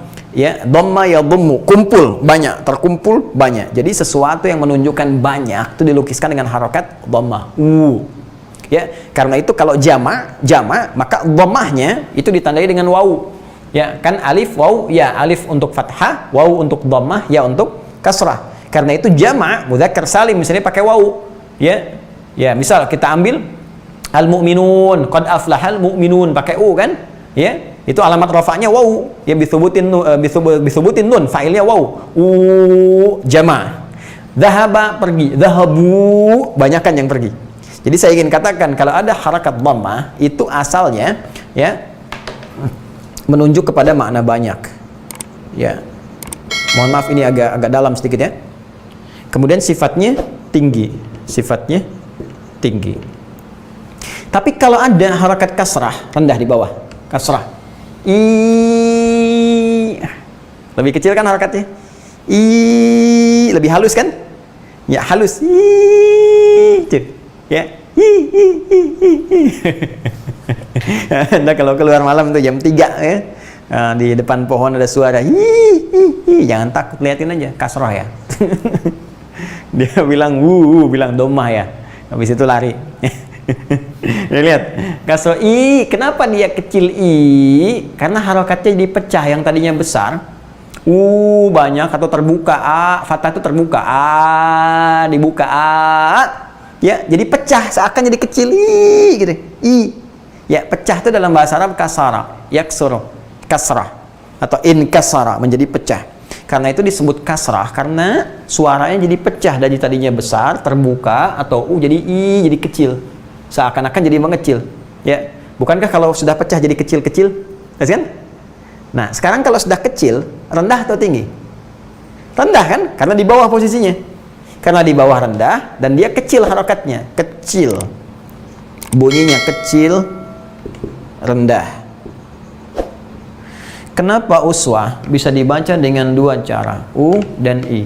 Seakan memberi pesan kepada kita, semua yang bersumber dari Nabi itu akan jadi teladan. Jangankan yang tinggi-tingginya, yang banyak kita temukan dalam referensi kehidupan beliau. Cara sholatnya yang 1 rakaat bisa bengkak kakinya, mutalaah Qur'annya, murajaahnya, bagaimana ketika sedekah bisa banyak beliau keluarkan, ya. Jangankan yang tinggi-tinggi, yang kecil-kecil pun, yang dianggap rendah pun bisa jadi teladan. Anda nggak percaya? Ikuti cara jalannya Nabi, maka Anda akan jadi teladan. Ketika dipanggil, bagaimana Nabi menoleh? Menoleh dengan seluruh tubuhnya, berbalik. Melontarkan senyuman. Masya Allah. Nabi gembira bersama orang-orang gembira, merasakan kesedihan orang-orang yang sedang dirundung duka. Jadi, jangankan yang tinggi-tinggi, yang kecilnya pun jadi teladan. Itulah sebabnya kenapa ini bisa dibaca dengan dua cara, U ataupun dengan kasrah I. Itu poinnya. Nah, sekarang pertanyaannya, Ustadz, kalau saya ingin mendapatkan semua itu, ingin saya pelajari, dari mana saya temukan? Balik ke sini, dari sunnah. Ini. Nah. Kan? Makanya ada sekarang teman-teman mengajak kembali pada Al-Quran dan Sunnah. Kembali pada Al-Quran dan Sunnah. Al-Quran jelas. Atau saya pengen belajar sunnah, dari mana caranya? Tadi saya katakan sunnah itu kan pedoman hidup. Kalau ingin dicari referensinya, maka ditemukan di sini. Cari hadis-hadis Nabi yang menerangkan tentang sunnah, pedoman kehidupan beliau. Maka caranya dapatkan kitab-kitab hadis. Jadi kitab hadis itu bukan kitab koleksi semata yang Anda duduk tiba-tiba belajar hadis, bukan begitu caranya. Karena setiap ulama pun dalam menyusun kitab hadis mereka itu bahkan mengklasifikasikan ini sunnah kehidupan Nabi. Yuk saya beri contoh ya. Sekarang teman-teman ikuti saya. Perhatikan baik-baik, saya akan menunjukkan kepada Anda beberapa kitab hadis. Perhatikan sini. Ini yang paling populer. Imam Al-Bukhari, teman-teman.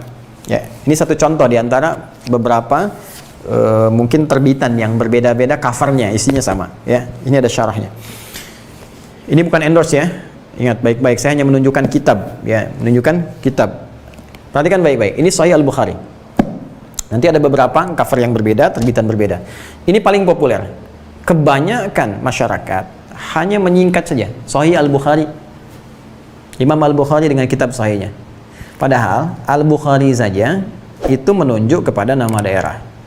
Nama aslinya Muhammad, ya, bin Ismail, bin Ibrahim, bin Al-Mughirah, bin Al-Bardizbah, ya, Al-Ju'fi Al-Bukhari. Beliau itu Muhammad nama aslinya, punya bapak namanya Ismail, kakeknya Ibrahim, kakek buyutnya Al-Mughirah, yang buyutnya Al-Bardizbah. Tinggal di Kecamatan Ju'fah, Kabupaten Bukhara, Provinsi Khorasan sekarang, negaranya Uzbekistan sekarang. Ya. Karena dari Bukhara disebut Al-Bukhari. Cuma yang tidak banyak orang ketahui, itu judul kitabnya sebetulnya nama lengkapnya bukan sekedar Sahih Al-Bukhari, itu singkatan. Seperti di sini disingkat Sahih Al-Bukhari. Ya, singkatannya. Nama lengkapnya Al-Jami As-Sahih Al-Musnad Al-Mukhtasar min umuri Rasulillah sallallahu alaihi wasallam wa sunanihi wa ayyamihi. Tuh. Coba ulangi. Ya. Wah, kalau Anda kreatif namain gerbong kereta tuh dengan nama Sahih Al-Bukhari. Al-Jami As-Sahih Al-Musnad Al-Mukhtasar min umuri Rasulullah sallallahu alaihi wasallam wa sunanihi wa ayyamihi. Cuma itu kepanjangan singkat Sahih Al-Bukhari. Nggak apa-apa menyingkat, tapi harus paham tentang penamaan ini. Al-Jami, kategori kitab ini adalah kitab Al-Jami. Karena nanti setidaknya ada 4 kategori utama. Ada Jami, ada Sunan, ada Musnad, ada Mu'jam. Itu beda. Kalau disebutkan Jami' itu artinya pedoman komprehensif, isinya luas. Ya. Beliau ingin mengatakan di kitab saya ini saya susun secara umum, luas bahasannya. Babnya ada banyak. Ada berapa bab? Teman-teman kalau ngaji Sahih Al-Bukhari ini ada 97 pembahasan. Bahkan setiap bahasannya disebut kitab. Ya, 97.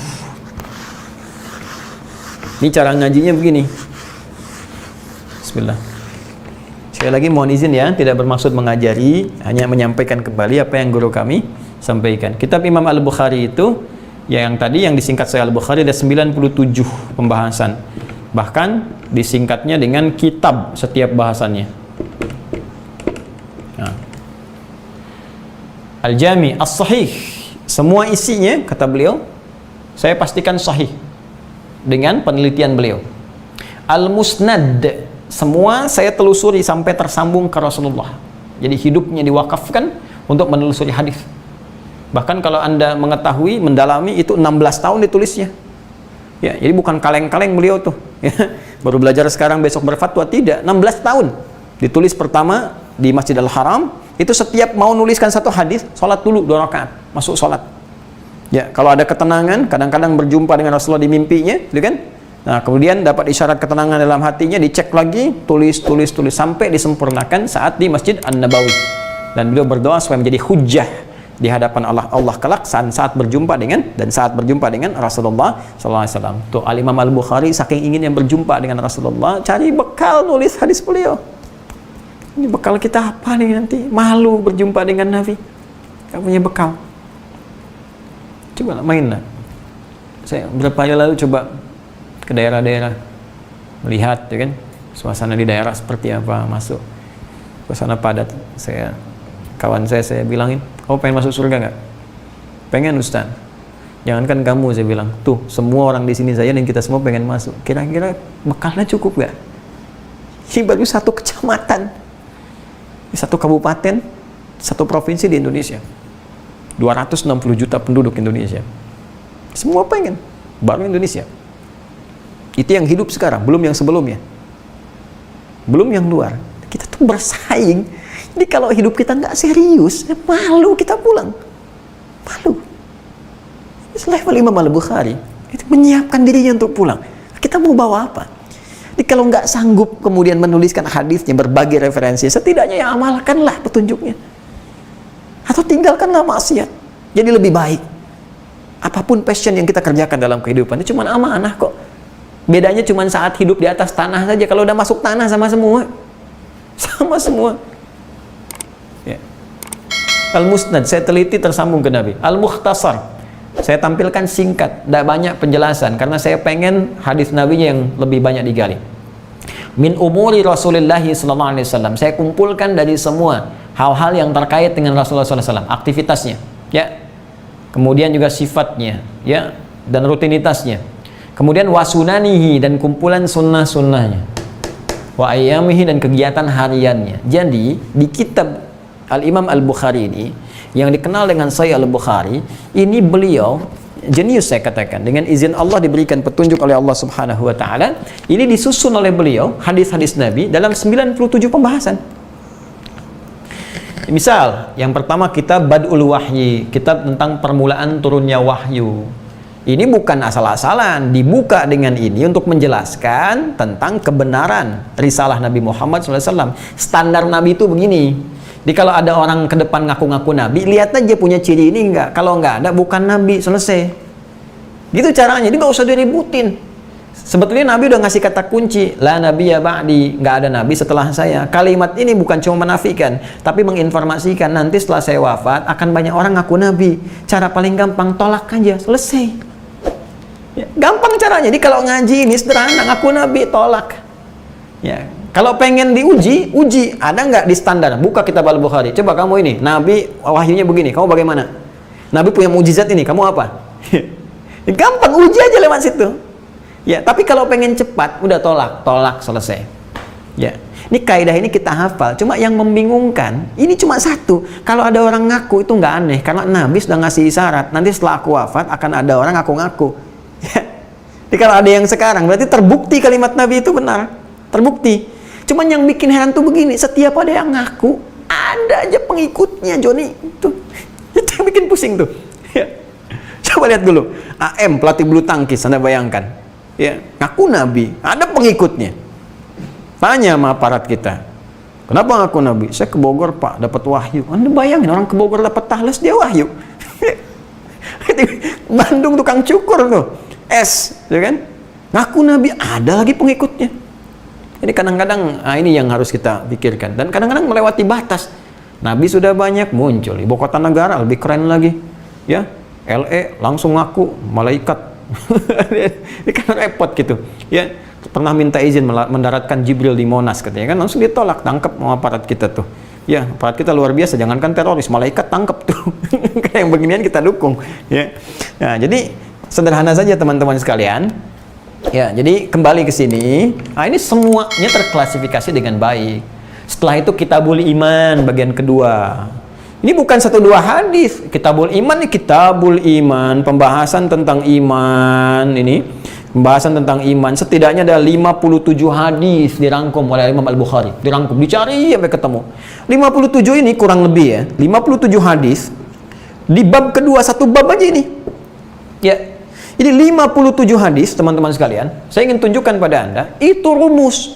Bagaimana cara kita menguatkan iman? Kan Anda sering tanya, Ustadz, iman saya kadang naik turun. Ya, kayak lift, kadang naik, kadang turun. Kalau sedang naik, semangat, jangankan fardu, sunnah saya kejar. Tapi kalau sedang turun, Ustadz, jangankan sunnah, fardu terlambat. Kadang-kadang di jama, orang jama kosor, jama takdim, Anda jama taksir, rusak gitu. Ya. Subuh jama, ya, sama isya, ada yang subuh jama sama duhur, kan jadi kacau, jadi pecah. Nah, jadi kalau kita pengen menguatkan iman supaya stabil, naik, dijaga, nggak turun-turun, bagaimana caranya? Ini rumusnya di sini, ngaji ini. Ngaji. Tuh, ini baru nyampe sini, ada Kitabul Ilmi setelahnya.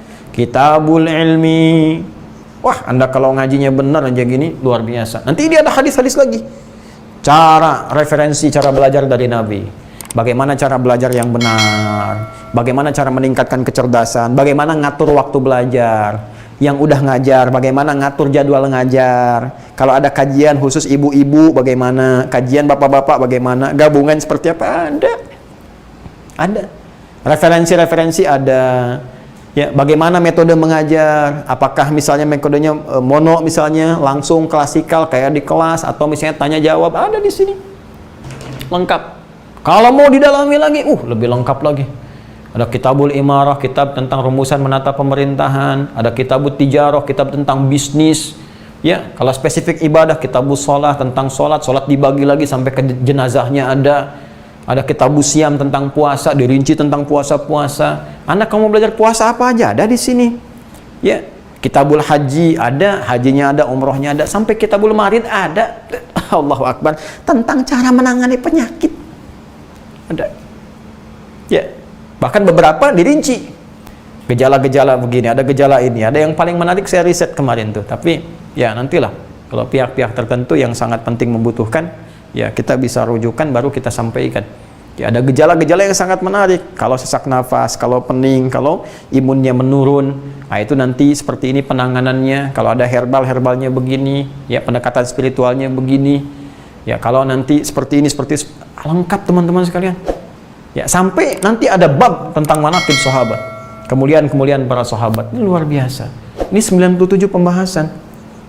Beli 4 jilid 350.000. Anda pulsa berapa tuh? Ya, pulsa berapa? Internet masukin, tagihan listrik bisa naik. Ya, tapi kan tagihan akhirat tuh bisa lebih naik. Coba lihat. Ya, dunia itu ditagih, Anda kelabakan, akhirat ditagih, Anda mau ngapain? Ya, Anda bisa menghindar di dunia, tinggal di Bekasi, menghindar dulu ke Jakarta. Tapi kalau di akhirat mau lari kemana, Cepi? Anda nggak bisa tembus. Mau lari kemana? Nah, karena itu setidaknya untuk akhirat lah. Ini pun kalau kita dapatkan, dunianya ikut. Nggak percaya silakan. Demi Allah saya katakan, Anda keluarkan satu bab, Anda dalami. Kalau mau, begini caranya. Di Imam Al-Bukhari ini diajarkan kita metode yang sangat efektif. Jadi beliau ini, ya, kalau sudah mau masuk ke satu bab, teman-teman sekalian, itu dibuka dengan Quran dulu. Umumnya begitu. Jadi ada Quran, baru kemudian ke hadisnya. Nah, kalau kita ingin spesifik, Anda sederhana, keluarkan dari Al-Qurannya. Misal begini, Anda ingin mengaji tentang ayat rumah tangga. Anda sebagai apa? Suami plus ayah, ya kan? Suami juga ayah, ya kan? Kemudian ini nanti ada istri, ya. Istri, is one, is two, istri, is four dan sebagainya. Udah, jangan pakai bahasa Inggris, bahasa Indonesia aja. Istri, ya. Kemudian plus perannya jadi ibu. Ini ada anak. Anda tinggal lihat di Quran apa ayat-ayat rumah tangga. Keluarkan ayatnya. Yuk. An-Nisa misalnya 34, 35-nya, Ar-Rum ayat ke 21-nya. ya, kemudian nanti turunannya yang lain-lain dengan tugasnya, nafkahnya, ngurus anak dan sebagainya. Tinggal Anda keluarkan ini apa ayat Qurannya. Ustadz, saya kan belum hafal Quran, sekarang banyak indeks, ketik, klik, sekali keluar nih ayat-ayatnya, keluarkan, tadaburi, cari tafsirnya. Setelah itu lihat hadisnya, keluarkan babnya, bab rumah tangga. Lalu dalami, bikin target, kajian tematik. Ya, dalam kehidupan kita kan nggak tahu kapan pulang, tapi kita bisa berikhtiar menyiapkan cara pulang yang terbaik. Nah, sebulan ini saya belajar kita berumah tangga dulu. Bismillah, insya Allah ya Allah, Engkau berikan jalan padaku untuk berikhtiar. Saya pengen kerja supaya baik. Oke, keluarkan babnya dulu. Bab pekerjaan, tentang mencari nafkah. Apa yang mau dicari? Passionnya apa? Mau bisnis? Mau mengajar? Mau lewat kedudukan? Mau apa? Mau kerja umum? Keluarkan ayatnya. Setelah itu buka hadisnya, ikuti. Dan demi Allah saya katakan, semua sahabat-sahabat dan jejak-jejak generasi yang mengikuti petunjuk ini, demi Allah saya katakan, tidak ada yang tidak sukses satupun. Semua berhasil sesuai dengan pilihan masing-masing. Passionnya bisa berbeda, cuma kesuksesannya, meraih kesuksesan dengan taraf yang sama. Ya, Abu Bakar, beliau seorang pengusaha, ya, yang kemudian di birokrat juga, jadi pemimpin. Ya, kemudian ada Amr bin As, seorang diplomat. Kemudian ada Ali bin Abi Thalib, seorang pengajar. Ya, ada Utsman bin Affan, seorang pengusaha. Abdurrahman bin Auf juga pengusaha. Sukses semua. Tapi hebatnya, mereka tidak meninggalkan tahajud. Tiap malam mereka tahajud, mereka bisa sedekah, aset mereka bisa dibagi. Sangat luar biasa dan dekat dengan Allah Subhanahu wa Ta'ala. Mereka punya pilihan. Ya, mungkin hartanya sahabat Ali bin Abi Thalib karramallahu wajhah tidak sebanyak Utsman, tapi ilmu untuk pengajarannya itu menjadi bekal yang terbaik saat pulang. Mungkin selevel atau bahkan lebih dibandingkan dengan hartanya Abdurrahman bin Auf. Ya, Bilal bin Rabah, mungkin harta tidak sebanyak Utsman, Abdurrahman bin Auf, ilmu tidak secerdas Ali, tapi tenaganya luar biasa. Suaranya kalau adzan dahsyat. Makanya ketika beliau adzan, Allahu Akbar, Allahu Akbar, Nabi langsung komen. Begitu selesai kata Nabi, saya mendengar suara terumpahmu di surga. Saya mendengar suara terumpahmu di surga. Bilal mikir, adzan aja udah ke surga, ngapain saya bisnis kayak Abdurrahman bin Auf? Nah, ini ya, kalau kita ingin turunkan, mungkin bisa, ya, saya tidak ingin mengatakan mengajari, tidak. Mungkin bisa kita turunkan dulu nih, akhiratnya mau kemana, surga apa yang ingin dapatkan, rahmat apa yang ingin kita kejar dari Allah Subhanahu wa Ta'ala. Lalu jadikan kurikulum kehidupan, ambil hadisnya. Ya, Anda cita-cita ke surga Firdaus, pernah nggak mengeluarkan, ya, karakter penghuni surga Firdaus itu seperti apa? Keluarkan. Setelah itu hadisnya tambahkan, ikuti, begitu aja hidupnya. Jadi apapun Anda, mau pengajar, mau di militer, mau di birokrat, pengen ke situ, ikuti jalannya. Kan miniatur hidupnya sudah ada. Dimanapun kita mengabdi, niatkan untuk Allah, dunia akan ikut. Dan tempat yang kita pijak pasti makmur. Karena Islam itu tak pernah bertentangan dengan nilai-nilai keduniaan. Walaupun itu diharamkan misalnya oleh Islam, kayak makanan babi diharamkan, tetap di dunia kan kita bisa menyesuaikan. Ya, mungkin saudara kita ada yang makan babi, kita tidak, ya kan? Tapi kan dalam kehidupan kita bisa bekerja sama, jelas kan? Dengan menghindari yang diharamkan, mustahil bertentangan. Ya, karena itu kalau ada orang-orang mengatakan nih, kalau ini ajaran agama bertentangan dengan negara, pemerintah, bagaimana? Mustahil, dia yang salah baca itu, dia kurang baca pasti. Apalagi di negeri kita yang kita cintai, Indonesia, mustahil ajaran Islam bertentangan dengan nilai-nilai kenegaraan. Ya, karena negara ini saat dilahirkan, rahimnya punya rahim spiritual, punya nilai keagamaan yang dituangkan dengan dasar pertama di 5 sila yang disepakati itu, ketuhanan yang Maha Esa. Nilai itu yang menjadikan kita salah satunya bisa merdeka, dan semangat takbir itu yang dikumandangkan sampai Bung Tomo di Surabaya keras mengatakan Allahu Akbar, Allahu Akbar. Karena itu di pembukaan undang-undang jelas dikatakan atas berkat rahmat Allah yang Maha Kuasa. Anda mau menafsirkan apa lagi kalimat itu? Ya, dan dengan didorong oleh keinginan luhur, atas berkat rahmat Allah yang Maha Kuasa, dan dengan didorongkan oleh keinginan luhur. Ya, keinginan luhur dari dulu udah pengen, luhur keinginan udah banyak. Cuma berkat rahmat Allah itu belum turun. Begitu turun, keinginan luhur pun bisa dirasakan. Ya, maka merdeka nikmat kita dapatkan saat ini, kita jaga kemerdekaan dengan menjaga negeri kita. Bagaimana cara menjaganya? Yaitu undang-undang kita terapkan. Ya, kemakmurannya, asetnya dijaga. Ya, jadilah warga negara yang baik. Ayo belajar, teman-teman yang belajar, lalu hidupkan negeri kita, makmurkan, sukseskan, balik, dan tinggalkan perbuatan-perbuatan kotor. Korupsi tinggalkan, pencurian, perampokan, yang kotor, jauhilah. Apapun profesi kita. Kalau memang semangat kita ingin membangun, ini benar, niatnya benar, pasti makmur. Kurang apa lagi? 6 selat di muka bumi, 4-nya ada di Indonesia. Kita Katulistiwa, mineralnya paling banyak di kita, kurang apa lagi? Bangsa kita cerdas-cerdas, lidah orang Indonesia dibawa kemanapun, belajar bahasa apapun, bisa mirip. Orang Indonesia belajar bahasa Inggris kayak orang Inggris, belajar bahasa Arab kayak orang Arab. Silahkan cek penduduk negeri lain. Anda bisa lihat, saya nggak perlu contohkan, cuma Anda bisa saksikan bagaimana Allah berikan anugerah besar kepada kita. Tinggal kitanya sekarang punya visi membangun yang lebih hebat untuk bisa menjadikan kehidupan kita lebih makmur dan jaya. Tentunya dengan niat ibadah karena Allah Subhanahu wa Ta'ala. Yuk. Nah, ini caranya, teman-teman. Kurang lebih seperti ini. Dan kitab hadis itu versinya banyak nanti, ya. Versi yang dimaksud adalah versi untuk memudahkan kita. Sejalan dengan Imam Al-Bukhari ada Imam Muslim, ya. Sebelum ke Imam Muslim ini ada syarahnya. Jadi kalau di sini kan tadi kata Imam Al-Bukhari mukhtasar, ya, singkat padat. Kalau ingin tahu kedalaman maknanya, penjelasannya, maka bisa dibaca oleh kita semua karyanya Imam Ibnu Hajar Al-Asqalani. Ini Fathul Bari namanya. Ya, Fathul Bari fi Syarah Sahih Al-Bukhari. Kurang lebih ada 16 jilid. Ya, 16 jilid dengan muqaddimah dan penutup 2 jadi 18 totalnya semuanya. Ya, ini masih asli ya. Imam Ibnu Hajar Al-Asqalani nggak bisa bahasa Indonesia. Jadi ini masih bahasa Arab. Nah, ini ada terjemahannya, sudah ada insyaallah. Ya, sekarang zamannya mudah, Anda tinggal klik media sosial keluar, tuh kan? Bisa dengan mudah didapatkan. Kemudian yang senafas dengan Imam Al-Bukhari ada Sahih Muslim. Nah, seperti ini misalnya. Ya, ini manhajnya serupa dengan Imam Al-Bukhari karena gurunya. Ya, Al-Imam Al-Bukhari lahir tahun 198 Hijriah. Al-Imam Muslim itu di kisaran 204 Hijrah. Ya, 2 tahun setelah Abu Daud. Imam Abu Daud 202 Hijrah, Imam Muslim 204 Hijrah. Ya, kurang lebih demikian teman-teman sekalian. Jadi Imam Abu Daud muridnya ke Imam Ahmad bin Hanbal, Imam Muslim, Imam Al-Bukhari ke Imam Asy-Syafi'i.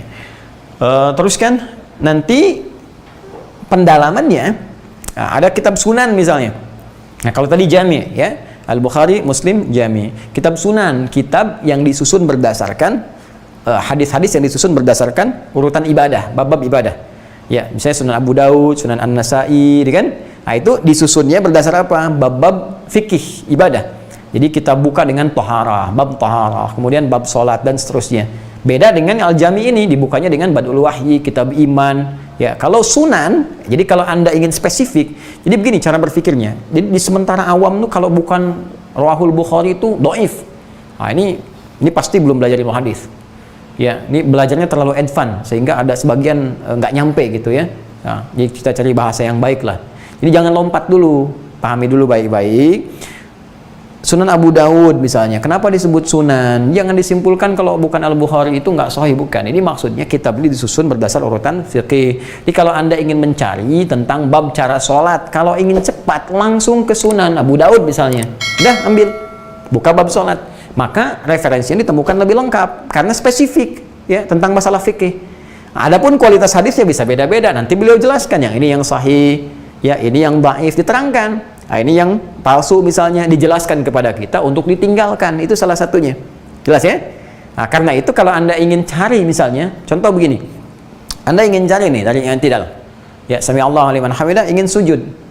Apakah lutut duluan yang turun begini? Ya, lutut duluan begini, baru telapak tangan, atau telapak tangan dulu begini, baru lutut. Ya, kan cuman dua itu. Ya kan? Kalau nggak pakai lutut duluan, turun begini, atau telapak tangan duluan. Cuman satu di antara dua ini. Ya, nggak mungkin kan kepala duluan. Ya, jadi pasti kalau nggak lutut, pasti telapak tangan. Di mana ditemukannya? Kalau prinsip Anda seperti yang tadi, kalau nggak di Al-Bukhari, nggak sahih, silahkan cari di Al-Bukhari. Sampai kiamat kurang 2 hari, nggak akan ketemu. Adanya di Sunan Abu Daud yang lengkapnya. Ya, satu nomor hadis 838 yang pakai lutut, riwayat dari sahabat Wa'il bin Hujur. Yang kedua nomor hadis 840 sampai 841 pakai telapak tangan dari sahabat Abu Hurairah. Keduanya kemudahan. Ya, setelah disatukan, ya kita mengambil kaidah, ya menyatukan, mengumpulkan semuanya. Kemudian setelah itu diteliti mana yang bisa kita ambil sebagai petunjuk. Nama kaidahnya al-jam'u wa taufiq. Diambil, dicari mana yang memudahkan untuk diamalkan. Ternyata kedua-duanya kemudahan. Ya, kalau Anda misalnya kuat lututnya, silahkan menggunakan lutut, ya bisa pakai lutut. Kalau lutut bermasalah, gunakan telapak tangan. Itu secara simpelnya seperti itu. Cuma ditemukan di mana? Sunan Abu Daud. Terus Anda ingin berusaha, saya pengen seperti Sayyidah Aisyah yang perempuan, saya pengen anak saya seperti Ibnu Abbas radhiyallahu taala anhuma. Bagaimana caranya? Gampang. Cari kitab Musnad misalnya, Imam Ahmad bin Hanbal. Karena Musnad itu diriwayatkan berdasarkan orang-orangnya. Ini siapa nih sahabatnya? Ini sahabiah, Masya Allah ummul mukminin, Sayyidah Aisyah radhiyallahu taala anha. Berapa banyak hadisnya? Ditemukan di mana? Cari kitab Musnad. Maka Anda akan temukan hadis-hadis yang hanya diriwayatkan oleh Sayyidah Aisyah saja. Terus Ibnu Abbas saja. Dari situ Anda bisa meneliti karakteristiknya, bisa Anda ikuti dan jadi inspirasi dalam kehidupan. Demikian kurang lebih. Jadi itu cara kita berinteraksi. Nah, ini teman-teman sekalian, jadi itu pun hadis dengan Al-Quran ini, atau kita balik dari yang paling utama, Al-Quran dengan hadis, ya, yang menjadi sunnah ini, itu namanya referensi kehidupan, pedoman kehidupan. Ketika pedoman ini ingin diramu menjadi sebuah rutinitas atau aktivitas harian yang kita kerjakan, maka kita perlu penjelasan. Ya, apalagi sudah menjadi rumusan hukum yang disebut dengan fikih itu. Ya, sudah jadi syariat, jadi jalan kehidupan. Maka penting kita memerlukan petunjuk dari guru-guru yang keilmuannya tersambung sampai ke Rasulullah SAW. Disebut sanad namanya. Sanad. Ya, keilmuan yang tersambungnya disebut isnad namanya. Ya, sehingga di beberapa kitab hadis termasuk di Imam Muslim, Sahih Muslim, ya, beliau membuat pernyataan babul isnadi minad din, pembahasan bahwa belajar ilmu yang sanadnya bersambung sampai Rasulullah, ya, itu termasuk bagian penting dalam agama. Ya, sebab kalau tanpa tersambung nanti ibadahnya pun bisa salah, cara beragamanya pun bisa keliru. Ya, mohon maaf misalnya kita mau belajar sholat nih, tapi orang yang mengajari kita nggak tahu riwayat tersambung sampai ke Nabi, sholatnya bisa salah. Ya, subuh alih-alih 2 rakaat bisa 3, ya kan? Itu kan keliru. Karena itu cari siapa yang bisa tersambung kepada Nabi ini, dicari ilmu yang bersanad. Di antara mereka disebut langsung oleh Nabi SAW, ya, dalam hadis riwayat Ibnu Majah itu dari sahabat Abu Darda radhiyallahu taala anhu dalam hadis tentang thalabul ilmi. Ya, man salaka tariqan yaltamisu fi ilman sahalallahu lahu tariqan ilal jannah. Panjang sampai ke kalimat wa innal ulama'a warathatul anbiya. Dan sungguh para ulama itu pewaris para nabi, ya. Dan wa innal anbiya'a lam yurithu dirhaman wala dinaran walakinnahum warathul ilma, ya, fahadhuhu bihadhin wafir. Dan mereka para nabi tidak mewariskan dinar dan dirham, nggak mewariskan aset berupa materi, uang dan sejenisnya, tapi mewariskan pengetahuan. Ya, karena itu kejar dan gigit sekuat-kuatnya, maksudnya pegang erat, ambil. Jadi kalau Anda mendapati ulama pewaris Nabi yang mengajarkan pada kita, dicari sumbernya sampai tersambung ke Nabi, sebutkan ayatnya, hadisnya, dilihat kualitasnya, pemahamannya benar sampai ke kita, cari betul, pegang kuat. Itulah ulama. Dan ciri spesifiknya punya rasa takut kepada Allah. Innama yakhsyallaha min ibadihil ulama. Sungguh yang paling takut kepada Allah itu para ulama. Jadi nggak sembarangan. Ya, apalagi menjual fatwa, motong ayat dan sebagainya, itu bukan ulama namanya. Jadi ada nilai ketakwaan, nilai khasyah di hadapan Allah Subhanahu wa taala. Nah, di antara ulama yang punya kegemilangan, kejeniusan, kecerdasan di atas rata-rata, bukan hanya mampu menghafal. Jadi kalau menghafal masa-masa dulu itu biasa. Masya Allah, menghafal itu biasa. Sekarang yang jadi tidak biasa. Ya, dulu sudah biasa. Ya, biasa menghafal. Ya, sekarang di luar kebiasaan. Nah, tapi ada yang bisa menghafal dan menuliskannya. Ya, menghafal dan menuliskan. Di zaman-zaman Nabi, sahabat menghafal, banyak menghafal. Zaman sahabat juga masih menghafal ke tabi'in. Nah, setelah itu ada periode beberapa ulama itu, di antara mereka sangat jenius, selain mereka menghafal, hafalannya banyak, juga menuliskan. Sehingga hasil tulisan ini bisa diwariskan dan dipelajari lagi ke generasi-generasi yang sampai ke kita. Di antara ulama-ulama itu ada beberapa ragam, ada banyak, dan di antara yang banyak itu ada 4 yang diantaranya gemilang. Ya, siapa saja? Nah, ini saya bawakan profilnya. Ini ada Imam Abu Hanifah An-Nu'man, yang wafat tahun 150 Hijrah. Nah, ini profilnya. Jadi kita gali dulu, pelajari dulu siapa beliau ini. Ya, lahirnya di mana, terus orang tuanya seperti apa, kemudian jalan hidupnya bagaimana. Anda bayangkan dari tadinya jualan kain, dia dibawa orang tuanya, tapi ternyata senang baca, ternyata passionnya itu lebih kepada nilai keagamaan, sampai dinasihati oleh tokoh pada saat itu, anakmu ini kayaknya bakatnya ke agama gitu ya, didoakan, ternyata benar, begitu diarahkan belajar, kecerdasannya luar biasa ya, di atas rata-rata, dan jadi tokoh fakih, alim, ahli fikih ya, yang Masya Allah ada yang menyebutkan kalau Anda baca riwayat ini 40 tahun wudunya nggak batal dari Isya sampai subuh. Anda kebayang nggak? Ya luar biasa ini ya, Imam Abu Hanifah. Nah ini mungkin nanti kalau Anda baca bisa dapat referensi ya, Anda paksa anak-anak Anda misalnya sekolahkan ke fakultas umum tapi ternyata passionnya di agama dia. Nah jadi jangan tunggu waktu ya, daripada hilang nanti ya kesempatan dia untuk meneliti dan sebagainya. Bisa jadi demikian ya, bisa jadi demikian. Banyak ditemukan teman-teman yang dulunya aktif di kuliah-kuliah umum, tiba-tiba kok mendalami qiraat. Saya lihat Masya Allah ada yang ngajinya bagus-bagus, mendalami itu, jadi lebih dikenal dengan passion di bidang agama dibandingkan dengan ijazah di formalnya gitu. Nah itu tidak apa-apa, bahkan mungkin nanti bisa dipadukan. Saya malah mendorong ya teman-teman mahasiswa muslim, walaupun udah belajar di kampus-kampus umum, ayo nanti saya buka kelas-kelas spesifik lah. Anda mahasiswa di jurusan apa? Fisika, kita belajar lihat fisika ya, apa Qurannya, apa hadisnya ya. Nanti Anda lihat bagaimana fisika di masa klasik di kitab-kitab orang-orang Islam. Ya, Anda di kedokteran, kenapa nggak Anda belajar? Kan hazanah kita banyak. Bapak kedokteran kan Ibnu Sina, Avicena. Kenapa nggak dikeluarkan kitab Al-Qanun fit Tib, Asy-Syifa, gali itu, keluarkan ayat-ayat kedokteran di Quran, di hadis. Ya, saya senang belajar karena saya kumpulkan, saya baca. Ya, walaupun tentunya kita tidak sama dengan teman-teman yang pakar di bidang medis. Jadi kalau Anda sakit jangan ke saya, ke dokter. Ya, kalau doa kita saling doakan, datang ke dokter, karena saya bukan dokter. Tapi kalau kita mau belajar, kita bisa baca, kita share. Anda datang masuk kedokteran pada saya akan tanya, Anda belajar di mana? Apa modulnya? Bawa ke sini, ajarkan saya kedokteran, saya ajarkan apa yang Anda inginkan. Jadi kita bisa share ya, dengan izin Allah tentunya. Nah ini ada Imam Malik bin Anas kan? Ini Imam Malik bin Anas, kita juga bisa baca Imam Darul Hijrah ya, beliau lahirnya di Madinah, tumbuh berkembang di Madinah sampai wafat di Madinah, sehingga dikenal dengan Imam Darul Hijrah. Nah sekarang di Madinah teman-teman sekalian, karena berganti ya, biasanya yang berkuasa berganti, maka sistem atau madhabnya juga berganti. Sekarang madhabnya lebih banyak beredar di Afrika Utara, semacam Libya. Saya sempat tinggal di Libya, itu madhabnya Maliki ya, Maliki. Jadi jangan ada gini, awas Anda kalau hati-hati ya, kadang ada sebagian berita, saya nggak ingin keluar kata-kata yang nggak bagus, ada berita ini nih alumni Madinah, ini alumni Libya siapa nih, alumni Madinah dekat dengan Nabi, itu menyesatkan itu ya. Alumni Madinah baik, kita hormati, kita ambil ilmunya. Alumni Mekah juga baik, alumni Libya bagus, alumni Mesir bagus. Jangan lupa di Libya itu mazhabnya Maliki, sedangkan Maliki ini Imam Darul Hijrah, imamnya Madinah ya. Mazhab Madinah itu dulunya Maliki, cuma karena berganti ya, sekarang jadi Hambali. Sekarang banyak beredarnya di mana? Afrika Utara ya, di Libya, di Tunisia, di Maroko, itu kesananya itu Maliki, sampai ke Spanyol, sampai ke Italia, ini Maliki. Jadi ketika orang Libya belajar bukan asal-asalan, nggak ada mazhab Libya. Jadi mereka itu belajar dari imamnya Madinah. Tuh ya. Apakah yang sekarang di Madinah salah? Tidak. Ya karena Imam Ahmad bin Hambal pun belajar dari Imam Asy-Syafi'i, Imam Syafi'i belajar dari Imam Malik, nyambung juga. Tuh ya. Gitu cara belajarnya.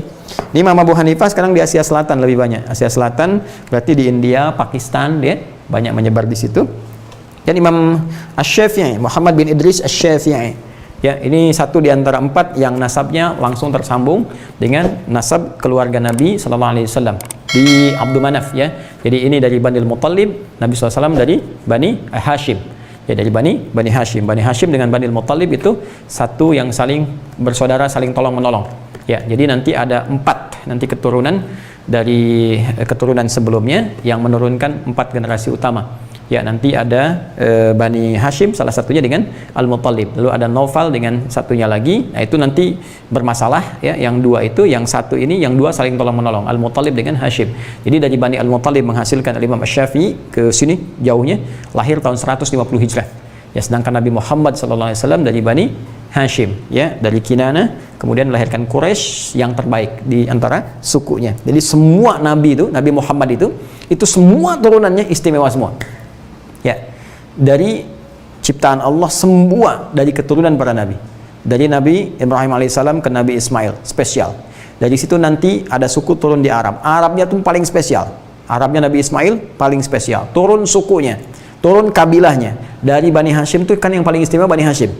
Dari situ turun Kinanah. Kinanah paling istimewa lagi. Ya, dari situ Quraisy. Quraisy paling istimewa di antara Quraisy Nabi Muhammad. Jadi, kenapa Allah muliakan semua jalur kekeluargaan Nabi Muhammad supaya nggak ada yang nyoal di kemudian hari. Kamu anak siapa? Keturunan siapa? Berani ngomong begini. Nabi Muhammad itu mulia. Ya, orang kota. Mekah itu kota dulu. Hijrahnya ke kota. Makanya jadi Al-Madinah. Jadi nggak ada orang bisa nyoal. Keturunannya sempurna, akhlaknya sempurna, kejujurannya sempurna, amanahnya sempurna. Jadi nggak bisa nyoal dari sisi manapun kepada beliau. Gitu. Makanya orang-orang yang menyoal itu bukan karena kekurangan Nabi, karena takut kehilangan apa yang selama ini dapatkan dari cara yang buruk itu.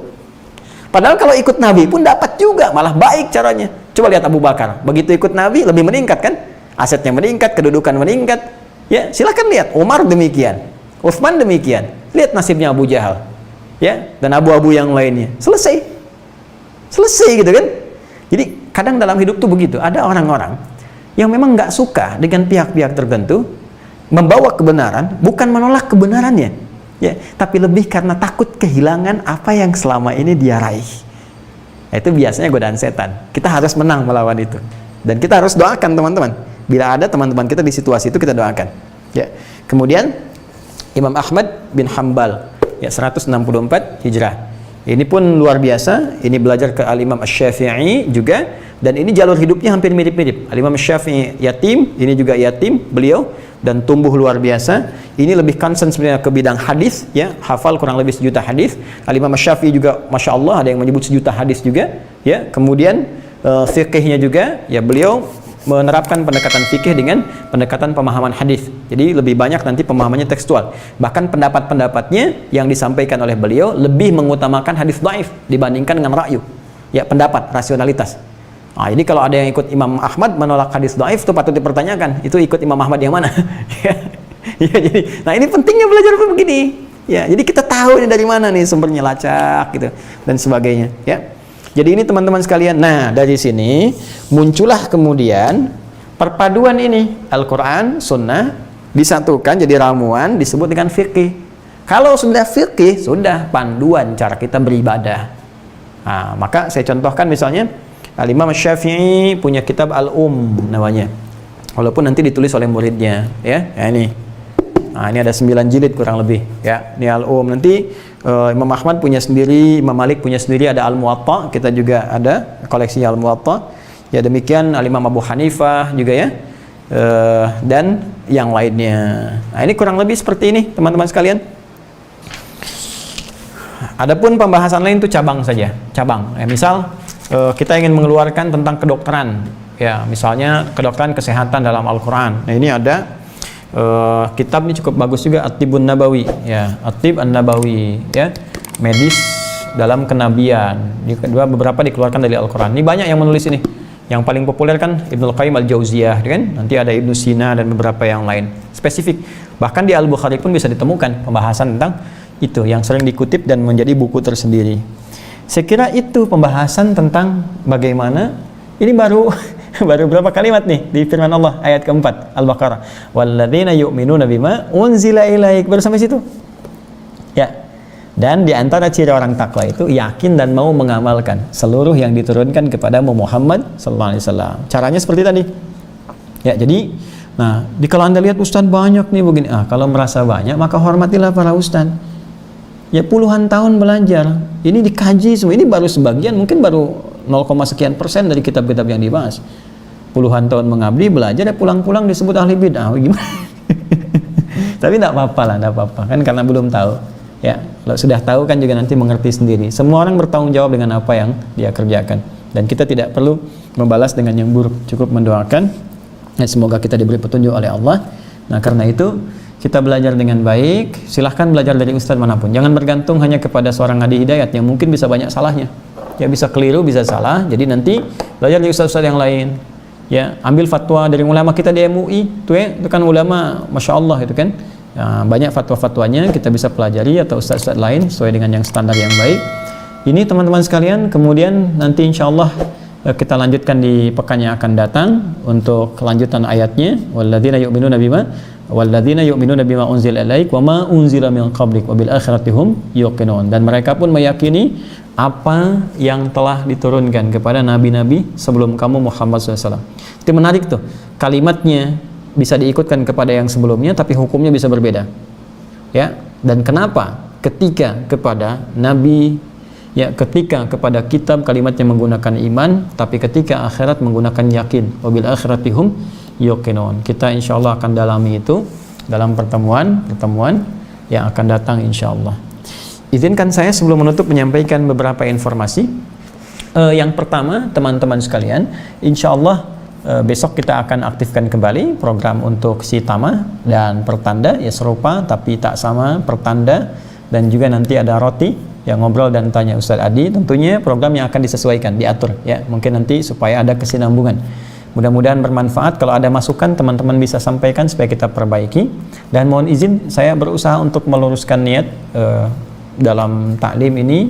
Jadi teman-teman boleh berikan masukan-masukan supaya kita bisa lebih baik, dan kita juga sembunyikan subscriber dan sebagainya supaya tidak ada motivasi-motivasi lain. Saya menjauhi hal-hal yang kiranya Allah tidak menyukainya.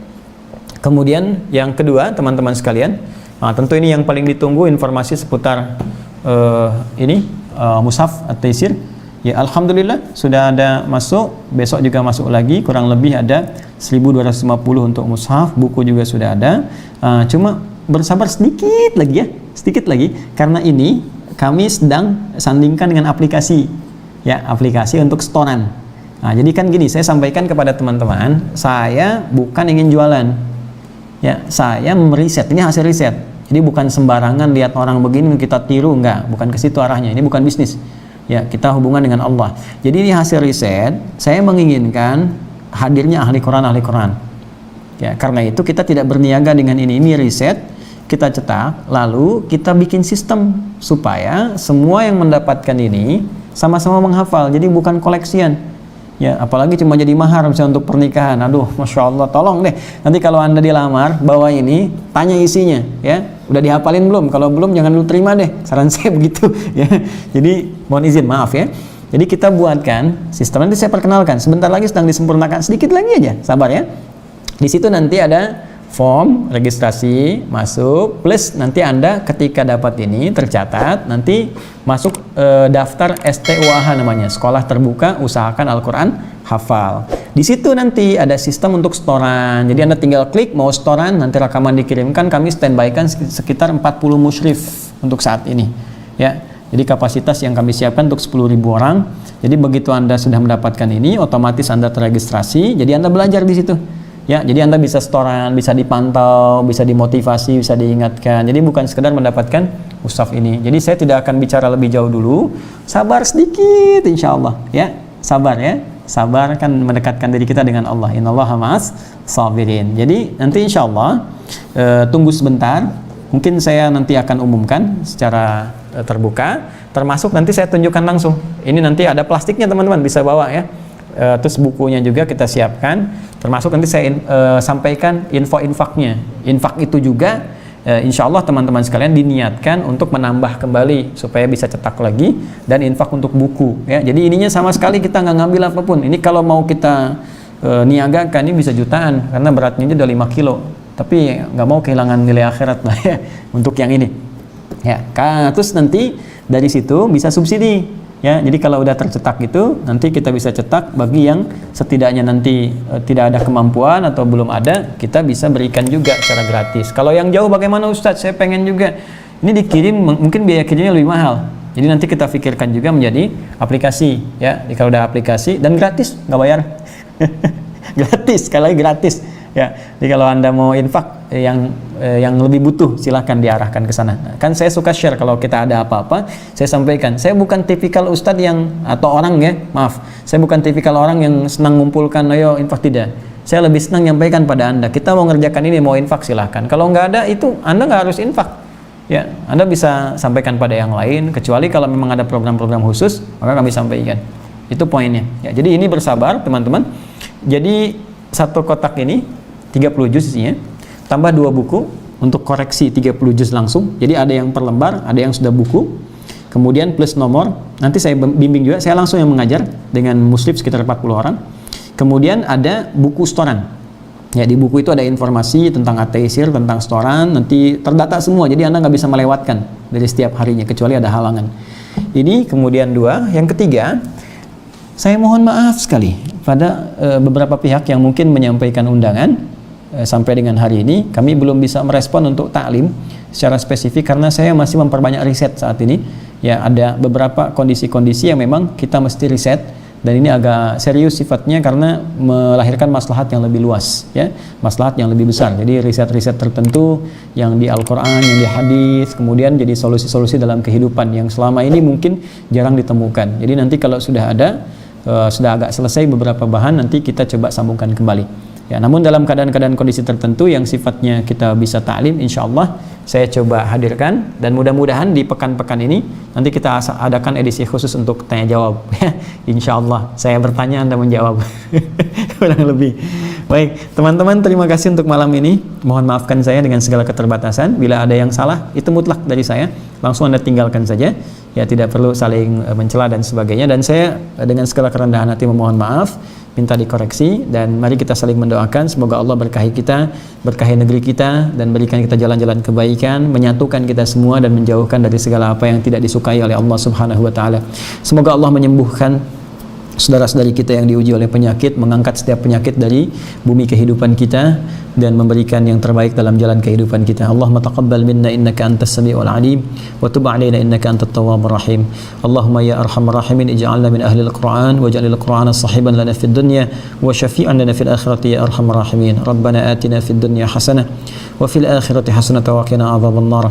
Bifadlika subhana rabbika rabbil izzati amma yasifun wa salamun alal mursalin wa akhiru da'wana subhanakallahumma wa bihamdika nashhadu an la ilaha illa anta nastaghfiruka wa natubu ilaik walhamdulillahi rabbil alamin. Wassallallahu ala sayyidina Muhammad wa ala alihi wa sahbihi wa sallam. Assalamualaikum warahmatullahi wabarakatuh.